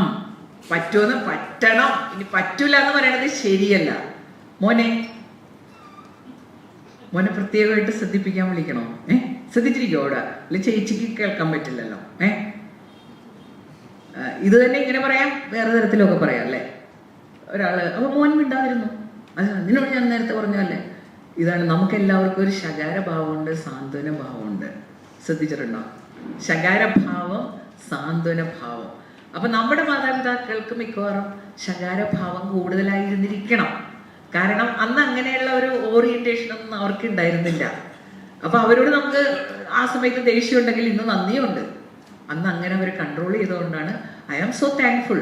അന്ന് എന്നെയൊക്കെ വൈകുന്നേരങ്ങളിൽ കിടക്കാനൊന്നും സമ്മതിക്കില്ല. നമുക്ക് നല്ല ദേഷ്യം വരും. കിടന്നല്ലോ ഇപ്പം എന്താ കുഴപ്പം? പക്ഷെ അതുകൊണ്ട് പല ലൈഫ് സ്റ്റൈൽ ഡിസീസസ് പിടികൂടിയിട്ടില്ല. നമ്മൾക്ക് അങ്ങനെ ഒരു വെറുതെ ചടഞ്ഞുകൂടിയിരിക്കുക അതൊന്നും അവർ സമ്മതിക്കില്ലായിരുന്നു. അപ്പൊ അങ്ങനെയുള്ള ചില കൺട്രോൾ സിസ്റ്റംസ് വീട്ടിലുള്ള. അപ്പോൾ ദേഷ്യപ്പെടാതെ അത് ഇംപ്ലിമെന്റ് ചെയ്യാൻ മാതാപിതാക്കൾക്ക് സാധിക്കണം. ഒരു പ്രാവശ്യം പറഞ്ഞ അവർ കേട്ടില്ല. ദേഷ്യം വരണ്ട, ദേഷ്യം വരാതെ പറയാമല്ലോ. നമുക്ക് ഈ 2 ഭാവങ്ങളുണ്ടല്ലോ. അതിൽ സാന്ത്വന ഭാവം ഡോമിനന്റ് ആവുക. അത്യാവശ്യം വരുമ്പോൾ ദേഷ്യപ്പെട്ടാൽ കുഴപ്പമില്ല. പക്ഷെ എപ്പോഴും ഈ ശകാരഭാവം.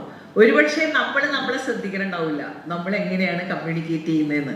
മക്കൾ ചിലപ്പോൾ ടീനേജർ മകൻ വൈകുന്നേരം വീട്ടിൽ നിന്ന് പുറത്തു പോകാൻ പോവാണ്. അപ്പൊ അമ്മ ചോദിക്കുകയാണ്, നീ നേരത്തെ എങ്ങോട്ടാ പോയി? സംഭവം മുഴുവനോടെ കൈവിട്ടു പോകും.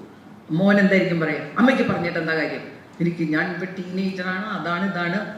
അതേസമയം അമ്മ തിരിച്ചു ചോദിക്കുകയാണെങ്കിലോ, മോനെ ഇപ്പൊ സന്ധ്യയല്ലേ, ഇന്ന് തന്നെ പോണോ? നാളെ പോയാൽ പോരെ? അപ്പൊ തീർച്ചയായിട്ടും കുറച്ചും കൂടി ചിന്തിച്ചൊരു മറുപടി കിട്ടാൻ സാധ്യതയുണ്ട്. അപ്പൊ അങ്ങനെ നമ്മുടെ നാവ് എന്ന് പറഞ്ഞാൽ ചെറിയ അവയവമാണ്. മറ്റുള്ളവർക്കൊരു സന്തോഷം ഉണ്ടാക്കുന്നില്ല. മറ്റുള്ളവരെ കൺട്രോൾ ചെയ്യുമ്പോൾ പോലും അത് വേണ്ട രീതിയിൽ ഔചിത്യപൂർവ്വം കുട്ടികളെ കറക്റ്റ് ചെയ്യണം. വേണ്ട രീതിയിൽ ഔചിത്യപൂർവ്വം കറക്റ്റ് ചെയ്ത്. കാരണം ഈ പോയ വാക്കെന്ന് പറഞ്ഞാൽ പറയും അമ്പ ചെയ്യുന്ന പോലെയാണ്. പോയത്. പിന്നെ മനസ്സിലുണ്ടാക്കുന്ന കുട്ടികളും അല്ലേ, നമ്മൾ അങ്ങോട്ടും ഇങ്ങോട്ടും എന്തെങ്കിലുമൊക്കെ ദേഷ്യം വരുമ്പോൾ പറയൂലേ. എൻ്റെ വീട്ടിലൊക്കെ ഞങ്ങൾ തമ്മിൽ ഒരുപാട് ആശയ സംഘടനകളൊക്കെ നടക്കാറുണ്ട്. നമ്മൾ ഒരാളെങ്കിലും അത് അവെയർ ആയിരുന്നെങ്കിൽ. അപ്പോൾ ഒരു കുട്ടി ഇങ്ങനെ അച്ഛനോടെ ഭയങ്കരമായിട്ട് എപ്പോഴും ദേഷ്യപ്പെടുമായിരുന്നു കേട്ടോ, ഒരു മകൻ. അപ്പോൾ അച്ഛന് ഭയങ്കര സങ്കടമാണ് അത് കേൾക്കുമ്പോൾ. അച്ഛൻ റിയാക്ട് ചെയ്യാറില്ല. അച്ഛനവിടെ വലിയ പ്രശ്നമൊന്നും ഉണ്ടാക്കാതിരിക്കാൻ മിണ്ടാതിരിക്കും. പക്ഷെ അച്ഛനൊരു പണി ചെയ്തു. എപ്പോഴൊക്കെ ഈ മകൻ വിഷമമുണ്ടാക്കുന്ന രീതിയിൽ സംസാരിക്കുന്നുവോ അപ്പോഴൊക്കെ ഒരു ആണി എടുത്തൊരു പലകയിൽ തറച്ചു വെക്കും. അവസാനം ഈ മകൻ നോക്കുമ്പോൾ വീട്ടിലെ ഒരു പലക നിറയെ ഒരു ആണി തറച്ച് എന്നിട്ട് അവൻ്റെ മേശയുടെ പുറകിൽ കൊണ്ടുവച്ചു. അപ്പോൾ അവൻ ചോദിച്ചു, ഇതെന്താണ് കുറെ ആണി അടിച്ച് ഈ സാധനം ഇവിടെ കൊണ്ടുവന്ന് വെച്ചിരിക്കണേന്ന് ചോദിച്ചു. അപ്പോൾ അച്ഛൻ പറഞ്ഞു, ഇതാണ് സംഭവം. അച്ഛൻ വിശദീകരിച്ചു. അപ്പോൾ മകന് ഭയങ്കര വിഷമമായിട്ട്. അതാണ് നമ്മൾ ശരിക്കും ചില കാര്യങ്ങൾ നേരിട്ട് അറിയുമ്പോൾ നമുക്ക് നല്ല വിഷമം തോന്നും. അപ്പം മകൻ ഒരുപാട് സങ്കടപ്പെട്ട് ഇനി അച്ഛനോട് ഞാൻ അങ്ങനെയൊന്നും ചെയ്യില്ല. അപ്പം അച്ഛൻ പറഞ്ഞു, ശരി മോനെ, നിനക്കതിനെ പറ്റിയൊക്കെ ബോധമുണ്ടായതിൽ സന്തോഷമുണ്ട്. അപ്പം ഇനി നീ എന്നെ സന്തോഷിപ്പിക്കുന്ന രീതിയിൽ പെരുമാറുമ്പോഴൊക്കെ ഞാനിത് ഓരോന്നായിട്ട് എടുത്തു കളയാം. അപ്പം മകൻ ഒരുപാട് ശ്രദ്ധിച്ചു. അച്ഛനോട് സംസാരിക്കുമ്പോൾ വേദനപ്പെടുത്താത്ത രീതിയിൽ സംസാരിക്കുന്നു. സന്തോഷിപ്പിക്കുന്ന കാര്യങ്ങളൊക്കെ പറയുമ്പോൾ അദ്ദേഹം ഓരോ ആണിയായിട്ട് എടുത്തു ഊരിക്കളഞ്ഞു. അവസാനം ആണിയൊന്നുമില്ല കേട്ടോ. അപ്പം മകൻ പറഞ്ഞു, അച്ഛാ ഇപ്പൊ നോക്കി, ആണിയൊന്നുമില്ലല്ലോ. എന്ത് അച്ഛനോട് പറഞ്ഞ വാക്ക് ഞാൻ പാലിച്ചില്ലേ? അപ്പൊ അച്ഛൻ പറഞ്ഞു, ആണിയെല്ലാം പോയി മോനെ, അവിടെ പാടുണ്ടല്ലോ അവിടെ. അതാണ് ഈ ഹേർട്ടിങ് എന്ന് പറഞ്ഞാൽ, ഹേർട്ട് ചെയ്യും നമ്മൾ പറയുന്ന പല കാര്യങ്ങളും. അത് പോകാതെ അവരുടെ മനസ്സിലുണ്ടാവും. എല്ലാവർക്കും മക്കള് അച്ഛനോടും അമ്മയോടും ഭാര്യയോടും ഭർത്താവിനോടും പറയുന്ന കാര്യങ്ങളിൽ നമ്മൾ എപ്പോഴും നാവെടുക്കുമ്പോൾ ഒരു ചെറിയ ചിന്ത ഉണ്ടെങ്കിൽ ഒരുപാട് വ്യത്യാസം വരും. ഞാനിത് പറഞ്ഞ് കുറെ കാലം കഴിഞ്ഞപ്പോൾ എനിക്ക് നല്ല വ്യത്യാസം വന്നിട്ടോ. ആരെന്ത് നമ്മളോട് പറയുമ്പോഴും ഈ ദേഷ്യത്തിനൊരു ഗുണമുള്ളത് എന്താണെന്നോ, ഈ ദേഷ്യം വരുമ്പോൾ നമ്മുടെ തലച്ചോറിലെ എമഗ്ഡല എന്ന് പറയുന്ന ഒരു പാർട്ട് ആക്ടിവേറ്റഡ് ആവും. അപ്പം നമുക്ക് ചെയ്യുന്നത് എന്താണ്, പറയുന്നത് എന്താണെന്ന് ഒരു ബോധം ഉണ്ടാവില്ല. പക്ഷേ ഏതാനും സെക്കൻഡ് കഴിയുമ്പോൾ തന്നെ തലച്ചോറിലെ വേറൊരു ഭാഗം ആക്ടിവേറ്റഡ് ആവും, കോർട്ടക്സ് എന്ന് പറയുന്ന ഭാഗം. കോർട്ടക്സ് ആക്ടിവേറ്റഡ് ആവുമ്പോൾ കാര്യകാരണ സഹിതമുള്ള ചിന്തകൾ ഉണ്ടാവും. അപ്പം നമുക്ക് തോന്നും, അയ്യോ ഇങ്ങനെയൊന്നും പറയേണ്ടിയില്ലായിരുന്നു, അതിനിങ്ങനെ ചെയ്താൽ മതിയായിരുന്നല്ലോ. ഒന്ന് വെയിറ്റ് ചെയ്താൽ മതി, സെക്കൻഡുകൾ വെയിറ്റ് ചെയ്താൽ സംഭവം ഒക്കെ ആവും. ആ ഒരു ചെറിയ പേഷ്യൻസ്. പക്ഷെ നമുക്ക് ഒരു ഫസ്റ്റ് റിയാക്ഷൻ ഉണ്ട് എന്തെങ്കിലും കേൾക്കുമ്പോൾ. മാർക്ക് പറഞ്ഞു, നിന്നോട് ഞാൻ 100 തവണ പറഞ്ഞതാണ്, അത് വിടാം മോനെ, മാർക്ക് പറഞ്ഞോ, നമുക്ക് അടുത്ത തവണ നന്നായിട്ട് ശ്രമിച്ച് മാർക്ക് കൂടുതൽ മേടിക്കാം. ഈ മക്കളെയും അച്ഛനും അതിലൊക്കെ ഇരുത്തി ഇത് പറയുക എന്നുള്ളത് അത്ര നല്ല കാര്യമല്ല എന്ന് എനിക്കറിയാം. പക്ഷെ നിങ്ങളിങ്ങനെയല്ലേ കിട്ടുള്ളൂ. അപ്പൊ അതൊന്നും എല്ലാവരും ശ്രദ്ധിക്കുക. മക്കൾ തിരിച്ചു പറയുമ്പോഴേ അമ്മയാണ് അച്ഛനാണ്, നമ്മൾ ഇന്ന് ആരാണോ എന്താണോ എന്നുള്ളതിൽ വലിയൊരു പങ്ക് വഹിച്ചിട്ടുള്ളവരല്ലേ അവര്. അപ്പൊ ജീവിതത്തിൽ വേണ്ട ഏറ്റവും വലിയൊരു ഫീലിംഗ് എന്താണെന്ന് ചോദിച്ചാൽ, നിങ്ങളെ ഏറ്റവും അധികം സഹായിക്കുന്ന ഫീലിംഗ് എന്താണെന്നോ, ഗ്രാറ്റിറ്റ്യൂഡ് എന്ന് പറയും. നന്ദിയുള്ളവരായിരിക്കുക. അപ്പൊ ഏറ്റവും കൂടുതൽ നന്ദി, നിങ്ങൾക്ക് വേണ്ടി ഏറ്റവും കൂടുതൽ കാര്യങ്ങൾ ചെയ്തിട്ടുള്ളത് ആരാ? മാതാപിതാക്കളാണ്. പക്ഷെ ആ ഫീലിംഗ് ഓഫ് ഗ്രാറ്റിറ്റ്യൂഡ് അതുണ്ടാവണം. ഉണ്ടായാൽ മാത്രം പോരാ, നമ്മുടെ പെരുമാറ്റത്തിലൂടെ അത് കാണിക്കണം. അപ്പൊ അമ്മയോട് അച്ഛനോടൊക്കെ സംസാരിക്കുമ്പോൾ, അവരോട് സംസാരിക്കുമ്പോൾ ആ ഒരു നന്ദിയോടുകൂടി സ്നേഹത്തോടുകൂടി സംസാരിക്കാനുള്ള കഴിവ് നമുക്കുണ്ടോ ഇല്ലയോ? ഉണ്ടോ? അങ്ങനെ സംസാരിക്കാൻ കഴിവുണ്ടോ? സാധിക്കുമോ? ഇതേ കാര്യം തന്നെ നമ്മളൊന്നും കമ്മ്യൂണിക്കേറ്റ് ചെയ്യാതിരിക്കലല്ല, നമുക്ക് ഏത് കാര്യവും പലതരത്തിൽ പറയാം. അപ്പോൾ ഏത് കാര്യവും പറയാൻ വേണം, ഓപ്പൺ കമ്മ്യൂണിക്കേഷൻ. അച്ഛനോടും അമ്മയോടും എന്ത് കാര്യവും നമുക്ക് സംസാരിക്കാം. അപ്പൊ എന്ത് കാര്യവും സംസാരിക്കാനുള്ള സ്വാതന്ത്ര്യം മക്കൾക്ക് തോന്നണമെങ്കിൽ നമ്മുടെ ഫസ്റ്റ് റിയാക്ഷൻ, നമ്മൾ അതിനോട് റിയാക്ട് ചെയ്യുന്ന ഒരു രീതി ഉണ്ടല്ലോ, അത് കെയർഫുൾ ആയി കഴിഞ്ഞാൽ മക്കൾക്ക് ആ ഫ്രീഡം തോന്നും. എൻ്റെ അച്ഛനോടും അമ്മയോടും എനിക്ക് എന്തും പറയാം, അവരതിനേക്ക് ഒരു സൊല്യൂഷൻ ഉണ്ടാക്കി തരും. ഒരു ഹാപ്പി എൻവയൺമെന്റ്. അതുമല്ല, നമ്മളിങ്ങനെ ഫാമിലിയിൽ ഒരുമിച്ച് ജീവിക്കുന്നത് എന്തിനാണെന്ന് അറിയാമോ? നമ്മൾ ഒരുമിച്ച് ജീവിക്കുന്നത് എന്തിനാണ് ഈ ഫാമിലി? നമ്മൾ ഒറ്റയ്ക്ക് നിൽക്കുന്നതിനേക്കാൾ നമ്മൾ പവർഫുൾ ആകുന്നത് മറ്റുള്ളവരുടെ കൂടെ ആയിരിക്കുമ്പോഴാണ്.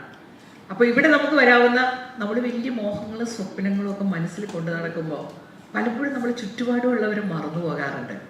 നമ്മൾ ഒരുമിച്ച് ഒറ്റയ്ക്ക് വളരുന്നത് നല്ലതാണ്, പക്ഷെ മറ്റുള്ളവരുടെ കൂടെ വളരുമ്പോൾ നമുക്ക് കിട്ടുന്ന ആ ഒരു റിസൾട്ട് വളരെ വലുതായിരിക്കും. അതിനെയാണ് സിനർജി എന്ന് പറയുന്നത്. 3 പേര് ഓരോ യൂണിറ്റ് ജോലി ചെയ്താൽ അവർ ഒരുമിച്ച് നന്നായിട്ട് ജോലി ചെയ്ത് കഴിഞ്ഞാൽ 1 + 1 + 1 എത്രയാണ്? 1 + 1 + 1 3 അല്ലേ? പക്ഷെ നമ്മൾ ശരിക്ക് റിലേഷൻ, ആ സ്ട്രോങ് റിലേഷൻഷിപ്സ് ഉണ്ടാക്കി നമ്മൾ ഒരുമിച്ച് മുന്നോട്ട് പോകുമ്പോൾ 1 + 1 + 1 ഗ്രേറ്റർ ദാൻ 3 ആയിരിക്കും. അതിന് പറയുന്ന പേരാണ് സിനർജി എന്ന് പറയും. നമ്മുടെ ഫാമിലിയിൽ സിനർജി ഉണ്ടാക്കണം. നമുക്ക് എല്ലാവർക്കും വ്യത്യസ്ത കഴിവുകളല്ലേ, പല പല കഴിവുകളാണ്. അത് പരസ്പരം അംഗീകരിച്ച് മുന്നോട്ട് പോകുമ്പോൾ അവിടെ സിനർജി ഉണ്ടാവും. അപ്പൊ നിങ്ങളുടെ ഒരു കാലഘട്ടം എന്ന് പറഞ്ഞു കഴിഞ്ഞാൽ നിങ്ങളും മാതാപിതാക്കളും എല്ലാവരും നമ്മുടെ ലക്ഷ്യങ്ങളൊക്കെ ഉന്നതങ്ങളാണ്. വലിയൊരു കാര്യത്തിന് വേണ്ടി കൂട്ടായിട്ട് ഇങ്ങനെ ശ്രമിക്കുമ്പോൾ ഈ ജീവിതം എന്ന് പറഞ്ഞു കഴിഞ്ഞാൽ ഇതിനേക്കാൾ അപ്പുറം ഒരു ജീവിതം ഉണ്ടെന്നും നമ്മൾ ആ ജീവിതത്തിന്റെ ബേസ് ഉണ്ടാക്കാനാണ് നമ്മൾ ശ്രമിച്ചുകൊണ്ടിരിക്കുന്നത്. ഈ ഒരു കാലഘട്ടം എന്ന് പറഞ്ഞു കഴിഞ്ഞാൽ നമ്മുടെ ജീവിതത്തിലെ ഏറ്റവും വലിയ ഫ്രീഡം എന്ന് പറഞ്ഞാൽ എന്താണ്? ഫിനാൻഷ്യൽ ഫ്രീഡം തന്നെയാണ്. നിങ്ങളത് ഇപ്പം അറിയില്ല, ഇപ്പം മാതാപിതാക്കളെല്ലാം നിങ്ങൾക്ക് തരുന്നുണ്ട്. പക്ഷെ കുറെ കഴിയുമ്പോൾ മനസ്സിലാവും നമ്മുടെ ജീവിതത്തിൽ നിനക്കിനി വീട്ടിൽ നിന്ന് സപ്പോർട്ടില്ല എന്ന് മാതാപിതാക്കൾ പറയുന്ന ഒരു അവസ്ഥ ഒന്ന് ചിന്തിച്ചു നോക്കിയേ. ആകെ പ്രശ്നത്തിലാവില്ലേ? നിനക്ക് 10 പൈസ ഇവിടുന്ന് കിട്ടുന്നതല്ല. അപ്പൊ നമ്മൾ ഒരു ലെവല് കഴിഞ്ഞു കഴിഞ്ഞാൽ നമ്മുടെ ജീവിതത്തിലെ ഏറ്റവും പ്രധാനപ്പെട്ട ഒന്നാണ് ഫിനാൻഷ്യൽ ഫ്രീഡം. ഒരു കരിയർ, ശമ്പളം, കരിയർ ഗ്രോത്ത്, ഇതെല്ലാം നമ്മുടെ ജീവിതത്തിൽ വേണ്ട കാര്യങ്ങളാണ്. അതിനുവേണ്ടി നമ്മളിങ്ങനെ ശ്രമിക്കുമ്പോൾ അതിൻ്റെ കൂടെ ഉണ്ടാക്കേണ്ട ചില കാര്യങ്ങളാണ് ഞാൻ ഓർമ്മിപ്പിച്ചത്. കാരണം അത് മാത്രം ഉണ്ടായി കഴിഞ്ഞാൽ അത് പ്രശ്നമാണ്. അതോടൊപ്പം ഉണ്ടാക്കേണ്ട ബേസിക് ആയിട്ടുള്ള കുറച്ച് കാര്യങ്ങൾ നിങ്ങളോട് ബാക്കി എല്ലാ കാര്യത്തിനും ആളുകളുണ്ട് കേട്ടോ. ഓരോ സെഷൻ കൈകാര്യം ചെയ്യുന്ന ഞാൻ നോക്കി. അപ്പോൾ ഓരോരോ വിഷയങ്ങൾ കൈകാര്യം ചെയ്യാൻ ആളുകളുണ്ട്. അപ്പോൾ അവരെ ആരും ചിലപ്പോൾ ഇത് പറയുക എന്നുള്ളത് അവരുടെ ഏരിയയിൽ പെടുന്നില്ല. അപ്പോൾ എന്നോട് പറഞ്ഞ ചില കാര്യങ്ങൾ നിങ്ങളോട് ഷെയർ ചെയ്യണമെന്ന് തോന്നി. പക്ഷേ ഒരു കാര്യത്തിൽ നമുക്ക് സന്തോഷമുണ്ട്. ഇങ്ങനെയുള്ള ഒരു ഒരു ലക്ഷ്യം മുൻനിർത്തി നമ്മളിങ്ങനെ വന്ന് ഇവിടെ ഇരിക്കാൻ, 3 ദിവസം ഇവിടെ ചെലവഴിക്കാൻ, ഇവിടെ വന്നിരിക്കാത്തതാണ് ഒരുപക്ഷെ സുഖമല്ലേ. ഇപ്പോഴത്തെ ഒരു കാലഘട്ടത്തിൽ ഒരുപാട് സുഖങ്ങളുണ്ട് നമ്മുടെ ചുറ്റും. അപ്പോൾ ഒരു ക്യാമ്പിൽ വന്ന് 3 ദിവസം ചെലവഴിക്കുന്നതിനേക്കാൾ സുഖപ്രദമായ പല കാര്യങ്ങളുണ്ട്. ആ കംഫർട്ട് സോണൊക്കെ ബ്രേക്ക് ചെയ്തിട്ടാണ് സത്യത്തിൽ നമ്മളോട് വന്നിരിക്കുന്നത്. അപ്പോൾ ആ ഒരു കൂടെ ഇങ്ങനെയുള്ള കുറച്ച് കാര്യങ്ങളും കൂടി, എന്തൊക്കെ കാര്യങ്ങളാണ്? ഹെൽത്ത്, സിസ്റ്റമാറ്റിക് ലൈഫ്, പിന്നെ മനസ്സ്, മൈൻഡ്. നമ്മുടെ മനസ്സിനെ നമ്മൾ പരിഗണിക്കണം. അവിടെയാണ് കാര്യങ്ങൾ.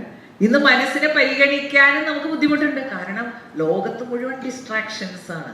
നമ്മളൊരു ലക്ഷ്യം വെച്ച് മുന്നോട്ട് പോകുമ്പോൾ ചുറ്റുപാടും വഴിമാറി പോകാൻ ഒരുപാട് ചാൻസ് ഉണ്ട്.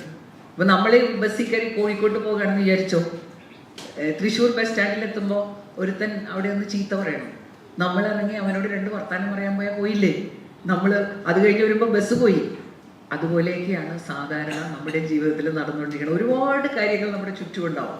അപ്പൊ ഇതിൽ നിന്ന് പ്രധാനപ്പെട്ട ലക്ഷ്യത്തിൽ നിന്ന് മാറിപ്പോകാനുള്ള ഒരുപാട് സാധ്യതയുണ്ടാവും. അപ്പൊ അങ്ങനെയുള്ള വെല്ലുവിളികളെ നേരിട്ടുകൊണ്ട് നമ്മുടെ ഏറ്റവും വലിയ ചലഞ്ച് ഞാൻ പറഞ്ഞു, കംഫർട്ട് സോൺ അല്ലേ, ഹാപ്പിനെസ് വേഴ്സസ് കംഫർട്ട്. അപ്പൊ അങ്ങനെയുള്ള ചില തീരുമാനങ്ങളോടുകൂടി, ഉറച്ച തീരുമാനങ്ങളോടുകൂടി മുന്നോട്ട് പോകാം. ഒരു കാര്യത്തിൽ ഇവിടെ ഇരിക്കുന്ന സ്റ്റുഡൻസ് ഒരു ഭാഗ്യവാന്മാരും ഭാഗ്യവതികളുമാണ്. കാരണം നമ്മൾ എവിടെ ജനിക്കുന്നു എന്നുള്ളത് നമ്മുടെ ചോയ്സ് ഒന്നുമല്ല, ശരിയല്ലേ?